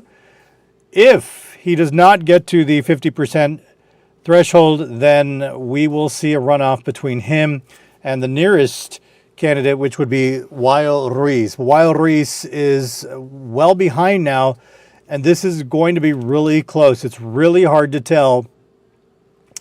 I mean, if you want to look at vote ratios, I'm not a numbers guy, I'm not a math guy, so out of 8,000 votes, will there be enough in that tally to get Cuellar to 50%? We'll stay tuned. We'll have to wait till those numbers come out. So this race can be called for the incumbent, Mark Montemayor. He will continue being the Webb County attorney. He is unopposed in the Republican side, as are most of these local races. My mic never mutes. I don't know what's up with that. Webb County Tax Assessor Collector, Patricia Barrera, well on her way. We can call that race. She will stay in office. She is the incumbent, challenged by Helen Montoya Acevedo and Ismael Lozano. Then we have unopposed Webb County Commissioner, Precinct 1, Jesse Gonzalez remains your commissioner, as does John Galo for Precinct 3. Justice of the Peace, Precinct 1, Place 1, unopposed, Juan Paz. Constable Precinct 1, the incumbent will stay in office, Guadalupe Lupillo Gomez, with 76% of the vote, a little over 3,000 votes for him. Webb County Constable Precinct 2, another incumbent will stay in office, and that is Miguel Villarreal with 87% of the vote, the challenger Florencio Calderon. Webb County Constable Precinct 3, Sabino Morales is leading with 59% of the vote. He's well on his way to a win for that place. This is the race that Harold DeValley, who is running for sheriff, is vacating. This is the office that he is vacating, and I don't think Roles San Miguel will get enough to get him over the 50% threshold. So this, more than likely, will be one of the runoffs from tonight between San Miguel and Tina Guerra. There's just not going to be enough votes in those last 7,000 to 8,000 to get him over 50%. At least I don't think. But we'll wait and see. Webb County Republican Chair, that's the one Luis de la Garza is not going to run again for. And then Jose Salazar takes that one with 61% of the vote. There are fewer Republicans voting. I don't know how many voted today, but it's not going to be enough for Joe Brennan. Sylvia Bruni remains as the Democratic Party chair. Chilo Alanis remains as your DA. He'll be unopposed in November on the Republican side. Same for Becky Palomo. David Garcia is the only candidate. He will be the new district judge for the 406th Judicial Court. That is the court that is vacated by Oscar Hale. So we will have a new judge for 406. Zapata races, we don't have any numbers, but we will keep an eye on these for you throughout the night. So still a lot to be determined. Well, not a lot, to be honest with you. When you really stop and think about it, some of these races are pretty much done for, but the biggest race of the night, at least locally, is the one that I'm showing you now. That is going to take the rest of the night, at least the final numbers from here in Webb County, to be determined. And then we'll be keeping an eye on the state race, especially for District 80, which has State District 80, which has several local candidates vying for that position, but Webb County only 31% of that district. So you've got other counties that we need to get results on before we can see who will be the primary winner in that race. That does have another election in November, because there are people on the Republican side running for District 80, and so that does not end here tonight. We'll also keep an eye on the Republican race for District 42, U.S. House of Representatives. That will be the person that Congressman Henry Cuellar takes on. We talked about this earlier with Sergio Mora. Republicans have not been able to figure out how to beat Congressman Henry Cuellar. I believe he's been in office already 18 years, if I'm not mistaken. And the biggest challengers he had were in the Democratic Party, and that was Jessica Cisneros. But we heard Sergio Mora indicate that could have been due to a lack of funding from the Justice Democrats that were supporting Jessica Cisneros. That may be the reason why she didn't run this time around. And she really came close to beating Congressman Henry Cuellar, if you recall. Very tight races. Those were races that we followed into 2 o'clock in the morning because of all of the counties that we have to wait to report. So that's where we are now. again, we're going to be jumping all over the place here on the digital news desk. We're pretty much, we've been constant since 7 o'clock. I haven't really had to break away for much because everybody is checking in with us, and we appreciate that. All of our reporters, keep in mind, they've got to be on the 10 o'clock newscast, and so they've got deadlines, and we're calling them in here to be on our stream. So very much appreciated that they share their time with us. But my reminder was going to be the website, KGNS.TV. If you have to break away, you're not available to watch the 10 o'clock, you're not available to watch the stream, all of the results are on the web. And as a matter of fact, before we talk to Jocelyn Gallardo here,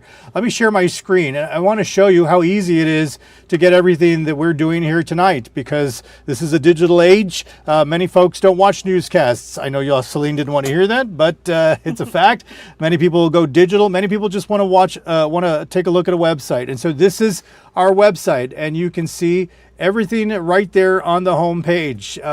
If you want to go back to the digital news desk, you go to Watch Now, and we are right there, as you can see. So the digital news desk is always there throughout the night. If for whatever reason we break away from Facebook or YouTube, you go to the website. So there's our home page, and you go to the elections guide, but you've got the results right there on the home page. You go to results, and there are all the results that I've been showing you from all the races. Of course, there is a national primary going on, 15 different states and one American territory are voting in a primary tonight. So all of these results on our website, never fail you here on the website.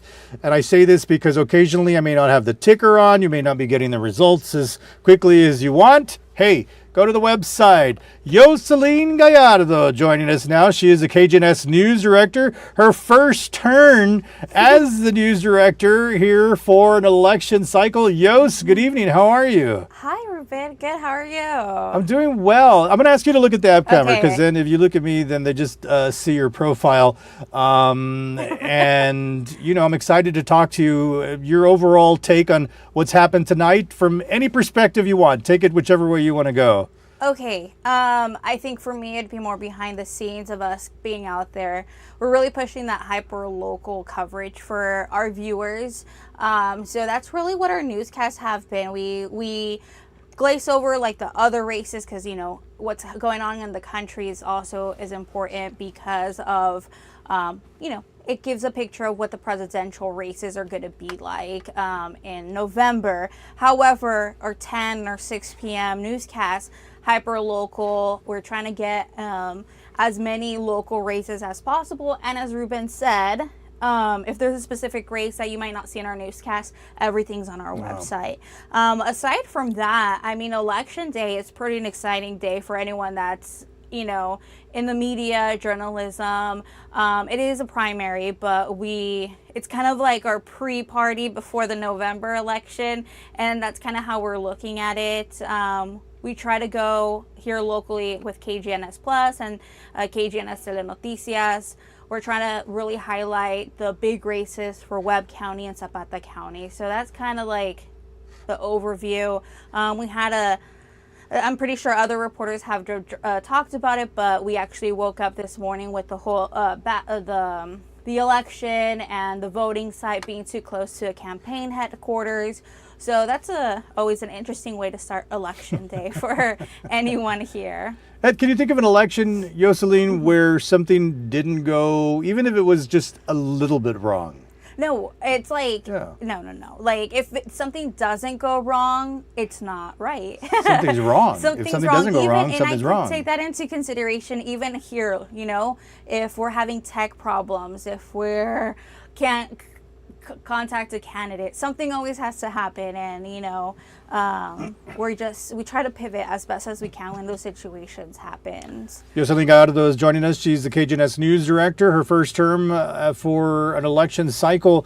Jocelyn, important to note that since we are at a new $18 million facility, courtesy of Great Television, we are now simulcasting the 10 o'clock. So before, well, we don't have to necessarily share that information, but we're simulcasting live because we have 2 studios. So you can either watch the English coverage or the Spanish coverage. I think we could touch on that. Yeah. And I'll tell you why, because I think it's a really big day for us here. And, in the KGNS Plus family. So in prior years, because we only had one studio, that meant we could only go live with one newscast.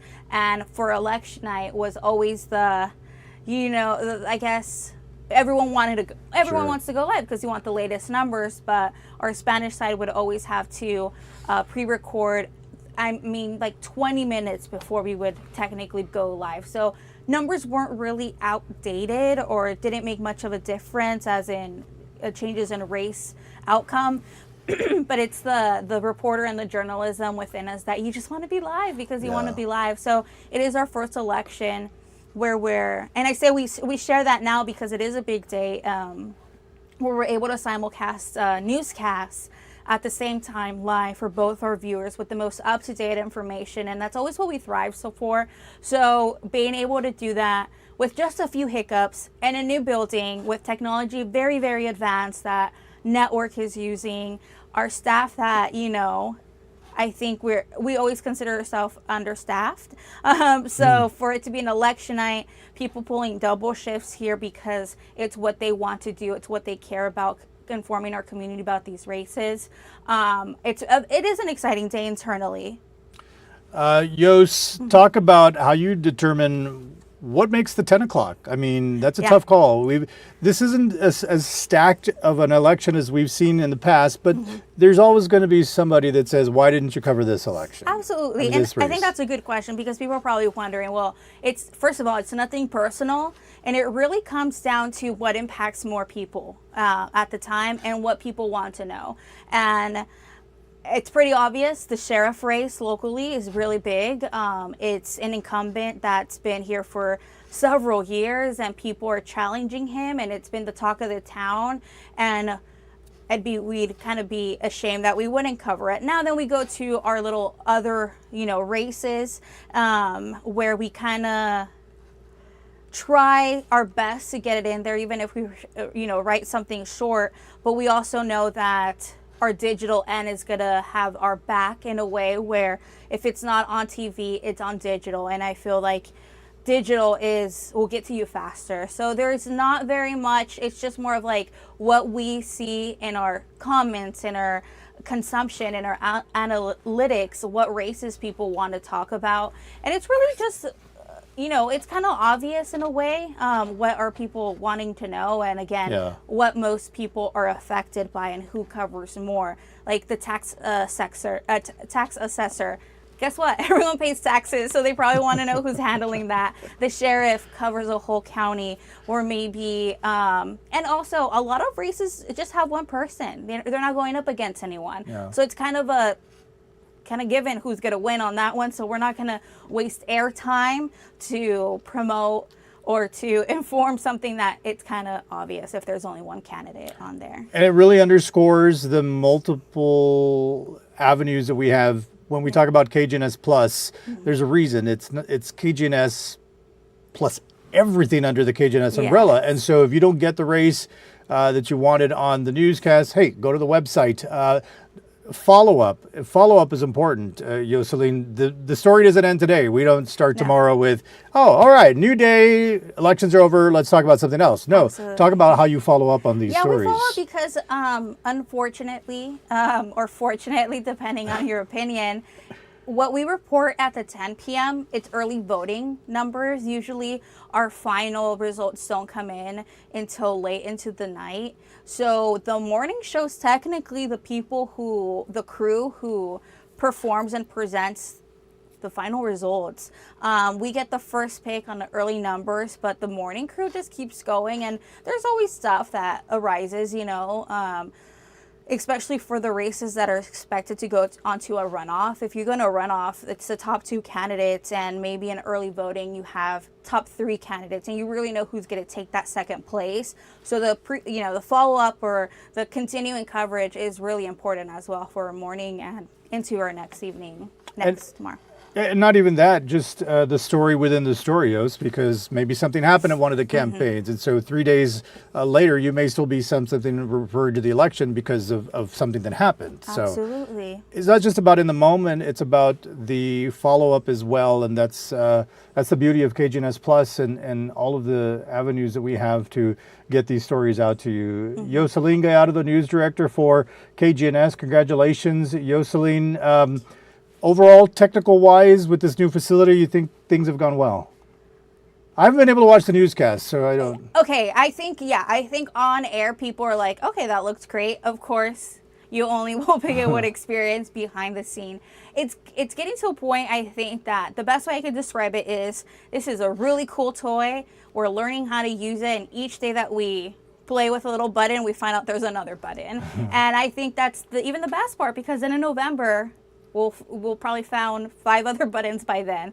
So technically, everything is looking good. We haven't had really any issues of number-wise results being affected or anything like that. Everything's pretty much up to date, at least here locally. And of course, our state results are all linked to Associated Press. So we try to get those numbers because the state and anything federal, it's more than our county that's being counted in that race. The live equipment that we use, much better. I think if you want to go back to the parade, coverage was much better because we just simply got an upgrade. The equipment, that included the live equipment, right? That included the live equipment, and we also are able to, I don't know if in the past, probably no one probably knew this, but in the past we only had 2 live equipments. So that would mean if I had a live shot and someone else had a live shot, I would finish mine and would run off and switch over to the next person. We have the ability now to go live with 6 locations if we need to. Now we need to get the staff for it. So we're hiring. I've got to plug that in there. But I think, our live aspects, even our connection is so much better. And when we are able to provide the technology for reporters to succeed, I think they are able to feel more comfortable out reporting and knowing that, a lag in video or quality in video is not going to be the issue, and they can just focus on, getting the proper information. Well, we're just getting started, is what it sounds like, Yos. Absolutely. I mean, honestly, there's nowhere to go but up from here. And congratulations again. Are you on the 10 o'clock or is Brenda It's anchoring Brenda. the 10? I'm going to be behind the scenes making sure that technology keeps working and everybody and stays the people behind calm. the technology. Yes. No stay user calm. error. Of All right, course. Yoselin Gallardo. Is there anything you want to add that you didn't add?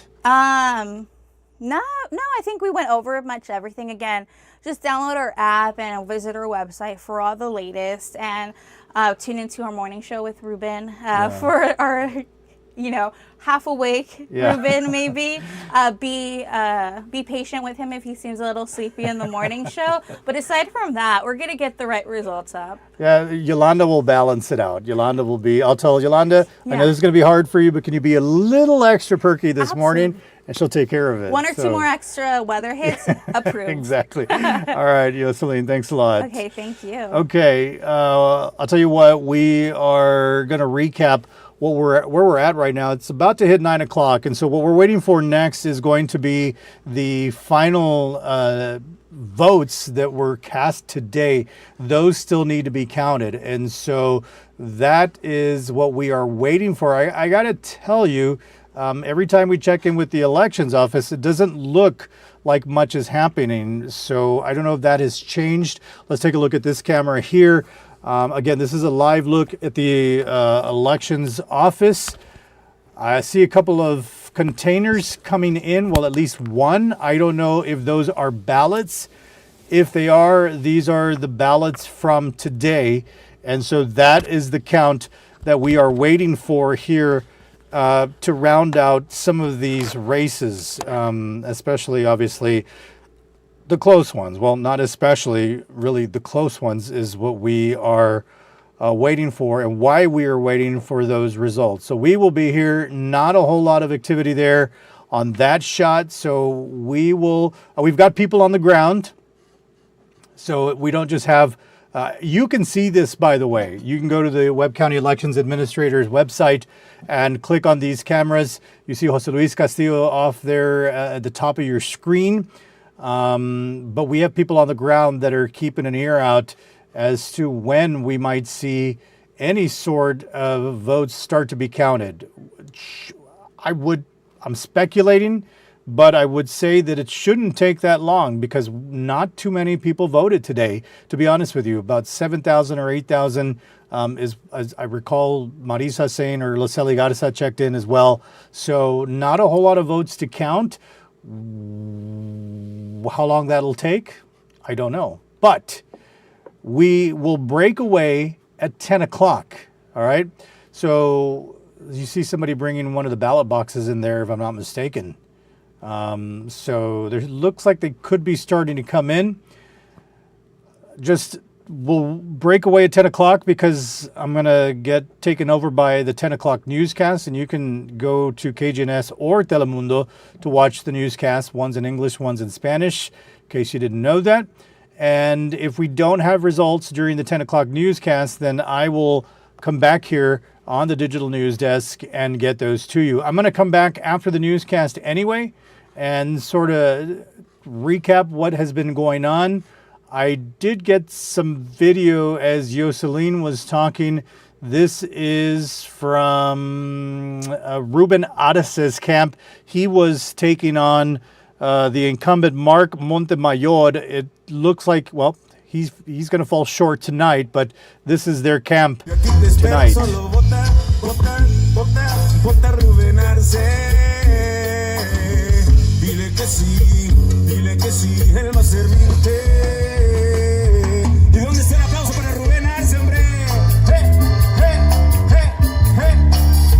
Nos aprendimos la canción,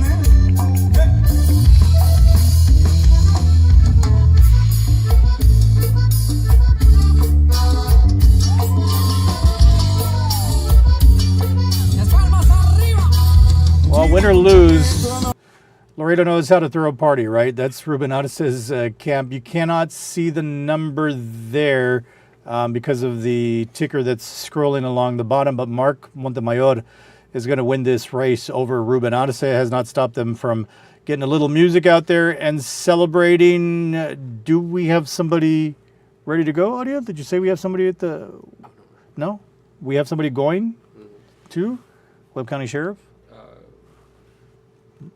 Elections office. Oh, the elections office. Yeah. Sorry. Okay. So if we have nobody to check in on, I am going to scroll through the races here once again as we figure out where we go from here. Thanks for watching, wherever you're watching. If you're watching at one of the campaign headquarters, thank you so much. We appreciate your support. 4 years we've been doing this here on the KGNS Digital News Desk. If you joined us late after the fact, March 3rd, 2020, we launched the KGNS Digital News Desk. Yeah, let's go ahead and get Serge. 2020, March 3rd, we launched the KGNS Digital News Desk with primary coverage. And it's been 4 years since. Unfortunately, right after that, I was tasked to bring COVID coverage for quite a long time, unfortunately. Tragic period in our history, and we've been on since then. So thank you for watching. If you're watching on YouTube, Facebook, or the website, preferably watch on the website. Thank you. Let me scroll through some of these results as we see if we can connect with Sergio Mora.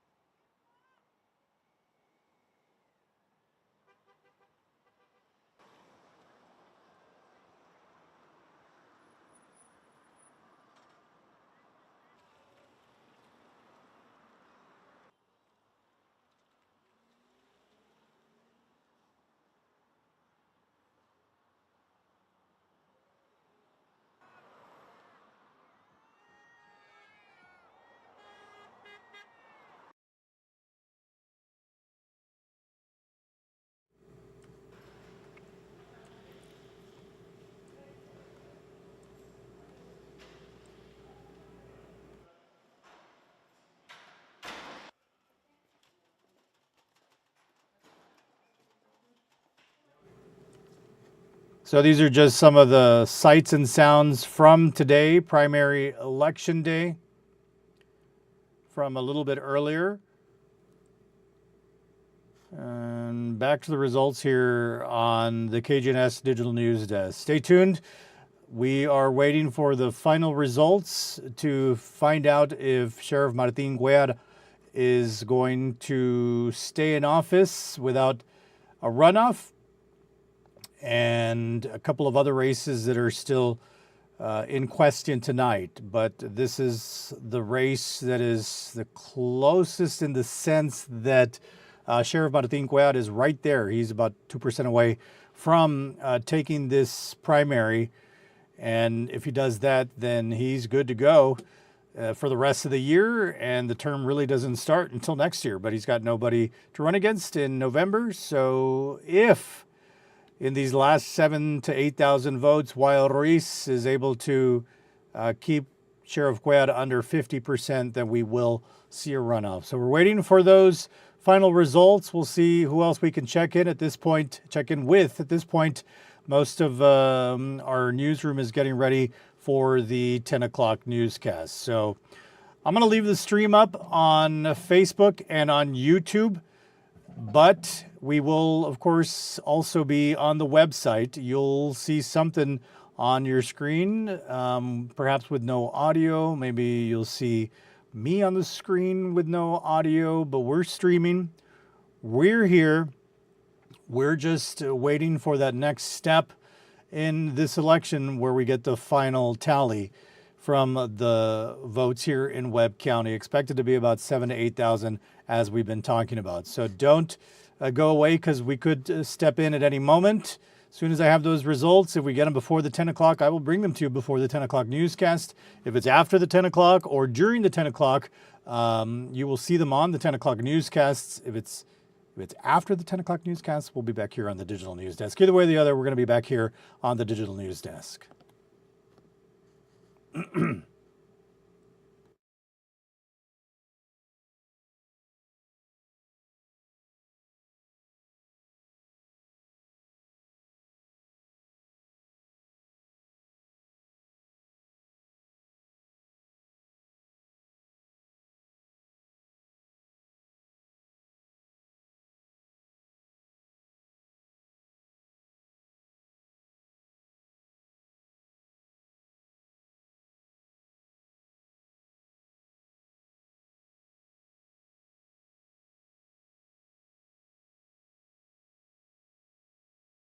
Surge, we're still trying to figure out this new system here.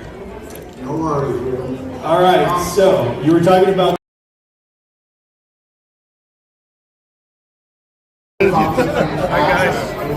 special sessions about that.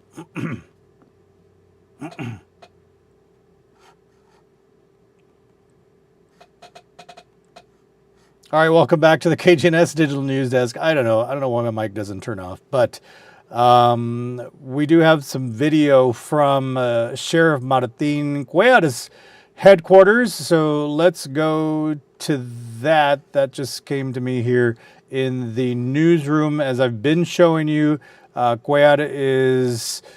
he's got a significant lead. That's not the issue. The issue is whether or not he will get to 50% to avoid the runoff. So this is his camp here tonight.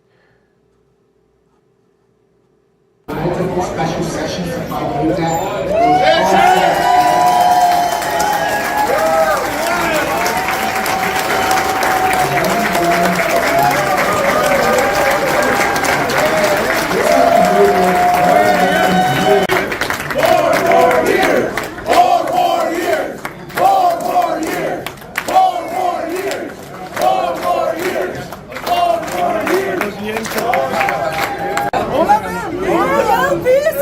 Mucho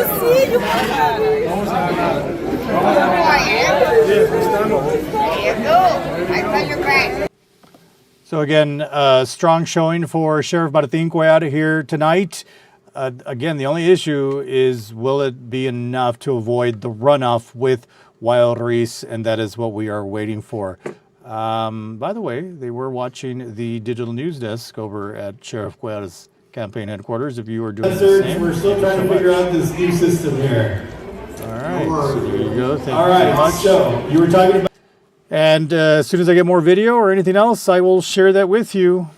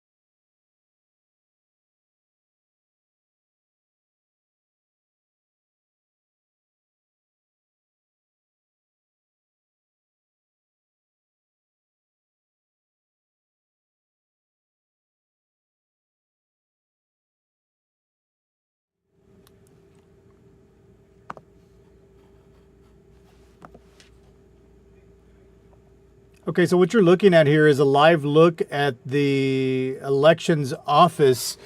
If you see the boxes there at the bottom, I don't know for sure, but they're numbered. And I'm wondering if those are the boxes from the precinct. We don't see any counting happening, and that's what everybody is waiting for. So we can take a look at some of the other cameras, but that to me looks like some of the precinct boxes. Do we have somebody at the elections office? Heading there. They're heading there, so we'll get a confirmation as to where they are. You see somebody there, and anytime you see a number there, seems to me like it might be representative of a precinct, but that to me doesn't look like ballots. So to me, this more than anything looks like those could be some ballot boxes, but again, I'm guessing. I don't know. So, but we will, thank you. Okay, let's see, I've got some video coming in, but I can't show it to you.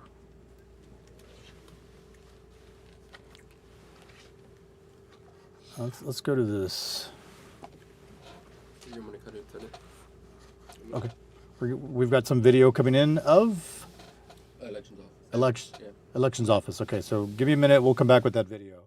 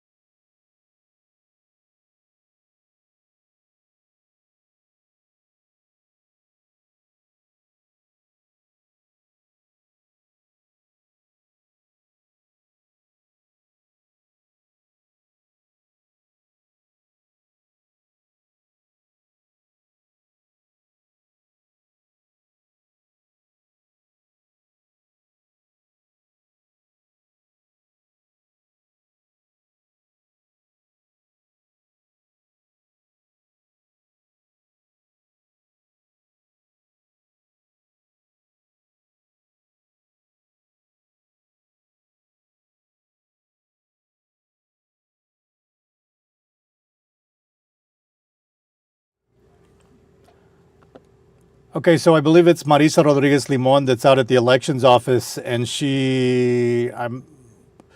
I'm guessing she's telling us that the last boxes have arrived. These would be the precinct boxes that she's talking about. And I don't know if that's them. If that's the case, then they should start counting at any moment. But I'm waiting they're going to edit this video for me that Marisa sent, and then we'll see.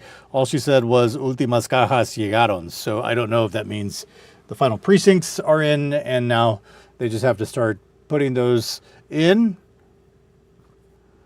And Marisa tells us about 7,500 voted. That's a key figure when you take into consideration the sheriff's race, especially.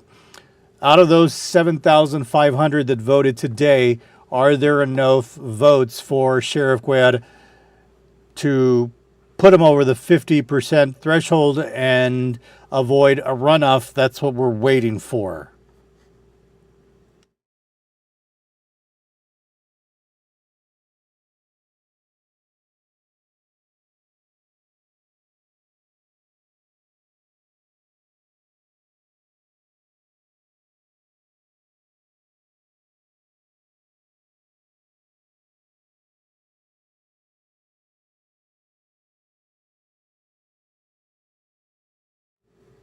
All right, so I do have a short video here of the last boxes coming in. So let's take a look at this.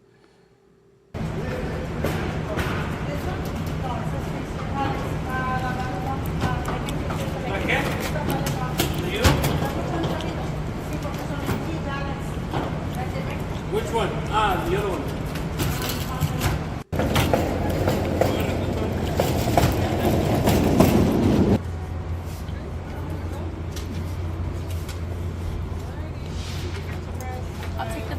So you see one of the election judges standing there. That's Cornell Mickley. He is overseeing these last precinct boxes coming into the elections office. And so that's where we are now. Marisa Rodriguez Limon is out there. It says about 7,500 folks voted today.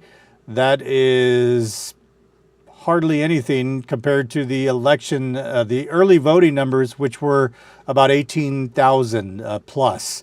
So as we look live at the elections office, we put those videos together and put this picture together, and you'd have to imagine that at some point soon they're going to start counting these remaining ballots, and we'll have some answers to some of the questions here tonight.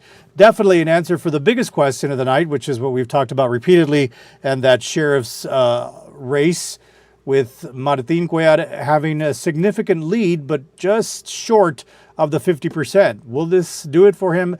I can't tell. I believe that is Jose Luis Castillo there in that pink shirt. He was wearing pink at the beginning of the night, so I'm guessing that is him.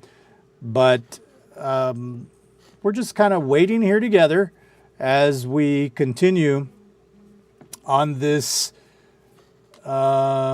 election night. Any updates? No, not as far as, whoops, I forgot I couldn't do that. Do what? We're going to get Marisa? Okay. So we're going to check in with Marisa Rodriguez Limon. Anything on the Zapata numbers? Let's see.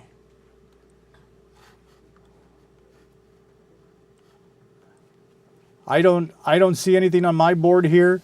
I know that typically they take some time to report their numbers. So I don't see anything on our ticker that indicates that we have anything from Zapata, but it is a race that we're keeping an eye on. So hang tight for that.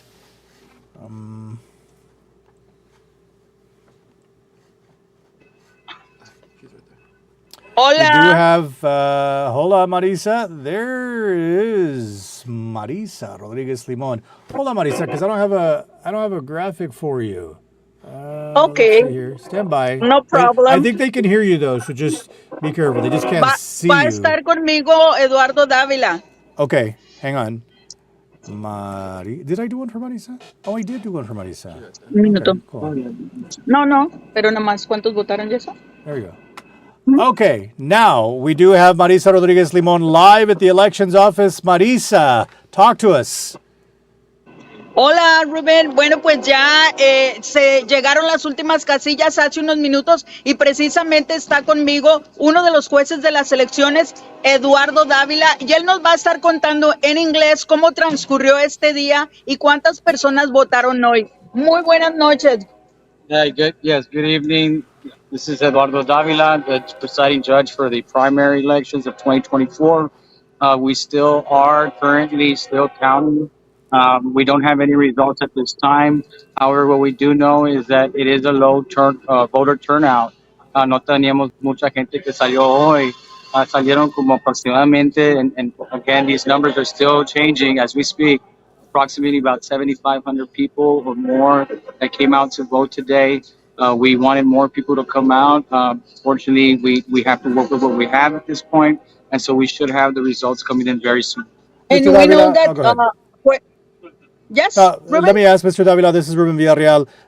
Can you tell us what the process is? We saw some of the last boxes coming in. Do those votes get counted as soon as the first boxes come in, or do you have to wait for all of the precincts? So as they're coming in, we're not doing any counting. We're just putting them in the database and getting a full count. No results at this point. About 3 people just came in, which are the last precincts that we were pending. And so in just a few minutes, we're going to go ahead and conduct the final results. Marisa, go ahead. Yes, Ruben. Mr. Dávila ya se tiene que ir porque ya tienen que empezar a contar. But tell us, Mr. Davila, what time do you think that we're going to have the results?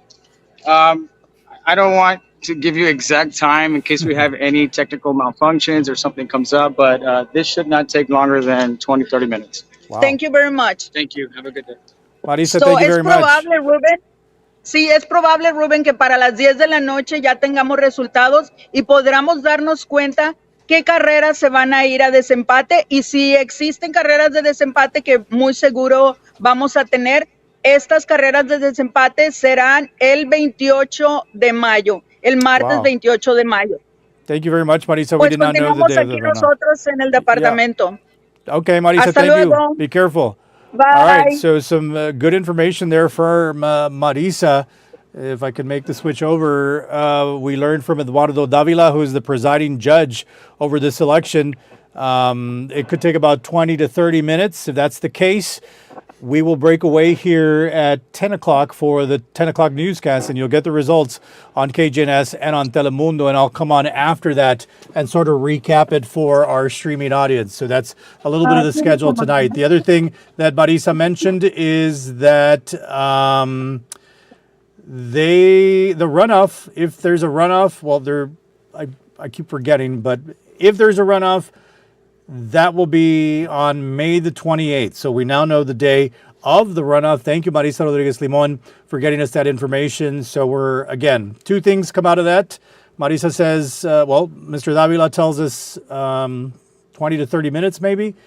And we now know the runoff will be May the 28th. Off the top of my head, I'm thinking the precinct 4 constable race with Role San Miguel, and he does not have the 50%, and it'll be close. I don't think he will get there, but that's what we're going to find out in about 20 to 30 minutes. And then, of course, don't mean to be the dead horse, but the sheriff's race is the one that everyone is on pins and needles for. Cuad has a significant lead, but if he can't get to the 50, then Wael Reese will get a runoff with him. And then it's a whole new ballgame in a runoff, as Sergio Mora was talking about earlier.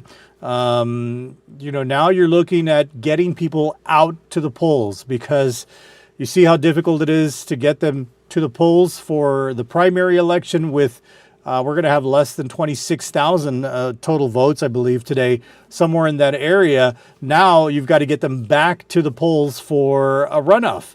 And that changes the strategy a little bit. It's about getting your campaign together and getting people out to the polls to get their votes in for the runoff. And then you've got 5 candidates in that race. Will any of them endorse one or the other? You've got 3 other candidates that will be, that if there's a runoff in the sheriff's race, you've got 3 candidates that will not be a part of the runoff in Harold DeValley, JJ Rendon, and Chemo Ortiz. You look at Harold DeValley, early voting, he had 1,844 votes. JJ Rendon, 1,455 votes. Chemo Ortiz, 779. So do the people that voted for DeValley, Rendon, and Ortiz head back to the polls for the runoff, and do they throw their support behind Sheriff Cuad or Wael Reese? And do the candidates themselves, DeValley, Rendon, or Ortiz, publicly endorse one or the other? All of that remains to be seen, and all of that could be a non-issue if Sheriff Cuad could get the 50% of the votes. So stay with us. We will be here for another 30 minutes. You may not hear me talking. I think we'll go, let's take a look at the elections office. We'll keep the camera there. Maybe in about 15 minutes or so, I will come back on and I will go through all the races again. We're also following the state races. Let's see.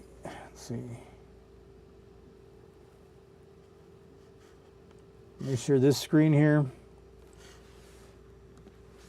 So this is a live look. There you go. There are the boxes coming in. Whoops, they dropped precinct 453. I don't know why. Thought I had to point that out, but I did. So they're going to start. Apparently there's a process from, if I understood correctly, from Mr. Davila. Wow. And Marisa is telling us that there's results already. So hang tight. Ariel, any idea how we can get these? No numbers available just yet. Didn't she just said, ya hay resultados. Doesn't that mean? Mm-hmm. All right, so hang tight. We may have a final vote count here. Nothing in my email. If Marisa's out there, she'll take a picture of the results. So the suspense is killing me.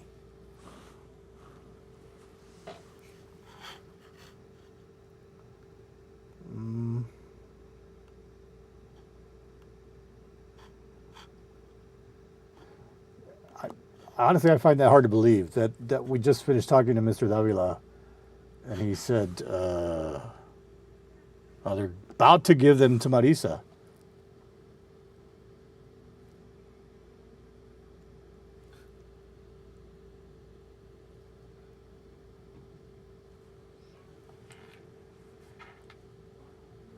Thanks for watching the KGNS Digital News Desk. We are live on this primary election night for coverage of the primary, and we have been on live since 7 o'clock. All right, I need to check my email apparently. Yeah. All right, we do have final results. And I'm just going to share, is it this one? I'm just going to share my screen with you. It's going to be a little hard to see, but we're going to look at this together. So, final results, they are just in.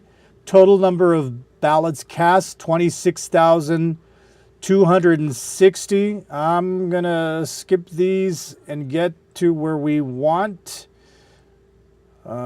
Still down. Constable Precinct 4 will go into a runoff between Roles San Miguel and Tina Guerra. Did I miss the sheriff's race? Sheriff Martin Cuellar is facing a runoff with Guayo Ruiz as he's not able to get over the 50%. And he's got a significant lead, almost double Guayo Ruiz, but because of the fact there are 5 candidates in this race, he's not able to get over the 50% or the 50.01 necessary to avoid the runoff. So Sheriff Martin Cuellar and Guayo Ruiz will go into a runoff. Patricia Barrera wins. We knew that. Let me go back here. Anything I'm missing, Ariel? So again, two races that we know of that will go into a runoff, which is the constable for Precinct 4. That is Harold DeValley's vacated office. Roles San Miguel, with 47% of the vote, will be in a runoff with Tina Guerra. She had 30.31% of the vote. That's a runoff. Valerie Gonzalez wins precinct chair for 458. Sheriff, that will be a runoff.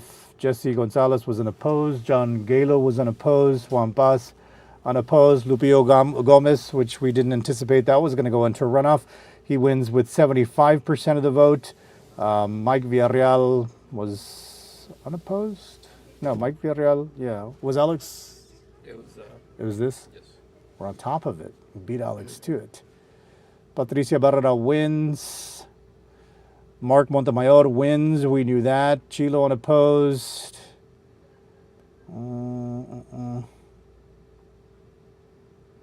right, so here in Webb County, Rosie Cuellar will take the race over Teresa Johnson Hernandez with 41.35%. Now, again, this is for state representative for District 80 in the Democratic primary, and this is only Webb County. So Rosie Cuellar takes Webb County, but there are several other counties involved in this race, and there are only 31% of Webb County it counts toward this race. The other counties that are in this race, they're in 100%. I can't change my notes because, in fact, I already changed this. I lost it. All right, hang on. Is it this one? This one. Yeah, it's this one. Yeah, so there we go. Rosie Cuellar, Congressman Cuellar's sister, Sheriff Martin Cuellar's sister, wins Webb County, but we don't know the total picture as those would be state results.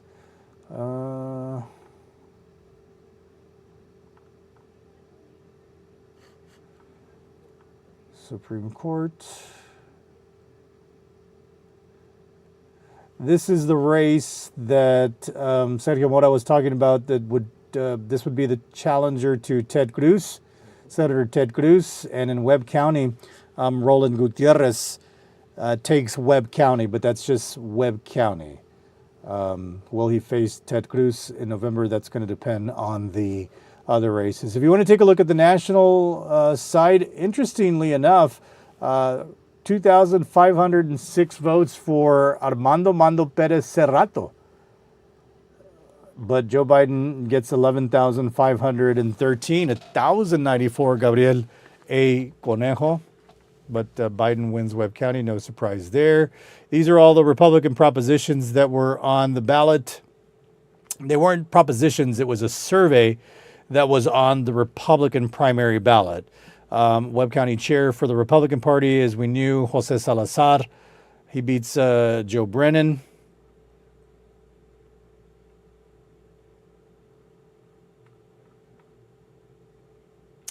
So this would be District 80 on the Republican side. But again, this is only Webb County, and that goes to J.R. Ramirez. At the state level, I think Don McLaughlin has a stronger showing. But again, those are state numbers that we will go over. Here's what I'm going to do. I'm going to take this opportunity to break away. This is District 28 for U.S. House of Representatives on the Republican side. Again, only Webb County. This would be the challenger for Congressman Henry Cuellar in November. And here in Webb County, Lázaro Garza has the lead. Donald Trump takes Webb County with 3,973 votes. Okay, let me see if we have all of these in our system. But those are the final results for Webb County only. Okay, for Webb County only.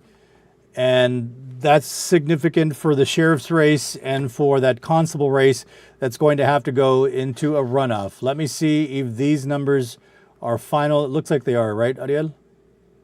Yes. So let's look at the bigger picture here. Let me take that off.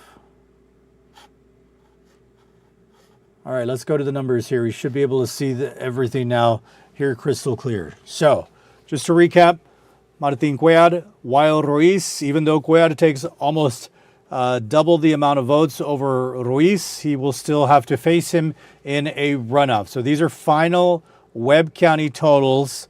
Chemo Ortiz did get over the 1,000 vote mark, but those were the 5 candidates in the sheriff's race. Webb County Attorney Mark Montemayor, we knew was going to win this race over Ruben Arce. Patricia Barrera wins. This was unopposed. Lupillo Gomez, we already knew he was going to win. Miguel Villarreal, we knew he was going to win. Sabino Morales wins for Webb County Constable Precinct 3.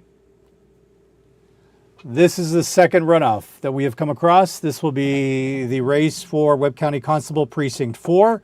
Roles San Miguel, with 47% of the vote, will be in a runoff with Tina Guerra with 30% of the vote. So that's the second runoff that we will have on May the 28th. Write it down. We've got to get everybody out to vote for the runoff. We already went through all of these. That was unopposed. We had already known this outcome. This was the one I just showed you. And I think that's pretty much it. Nothing from Zapata. So we will have to wait for that. But everything else, that's the story, folks. So now I will take this opportunity to take a break and break away. I will leave it so you will not see me on Facebook or YouTube. I'm going to end those streams. But you will see me on the website. If you go to the KGNS website and you click on Watch Now, I will leave the ticker up, and that'll scroll on the bottom of the screen, and those will have the latest results. You may have, I'll see what I can put up there, maybe one of the election cams, see if those are still operational. And we will have our 10 o'clock newscasts on both KGNS Telemundo and I will discuss with my boss whether I come back after the 10 o'clock, because we've got to keep an eye on those state races, or the state race, District 80, and, well, the congressional race on the Republican side. So I may or may not be back here on the digital news desk. But if you've been watching on YouTube and on Facebook, thank you so much for watching. To all of the campaign headquarters that were watching tonight, thank you so much. My thanks to Ariel Gomez, my producer, for helping me out tonight. It's not an easy thing to produce while you have no idea what the other person is doing, and the other person is the only person on the air. So we made it work tonight. Few glitches here and there, but we made it work. You see the ticker there on the bottom of your screen. That'll remain up on the website. Facebook, YouTube, thank you so much for watching. And make sure you tune in to 10 o'clock. We've got full coverage. Hey, this is different coverage. This is live as it happens. This is casual. Now we've got all of our reporters' work that they've put in throughout the day. That's going to show right now on 10 o'clock, and they will once again go through the final results for you. So thanks for watching tonight. Have a blessed rest of your evening.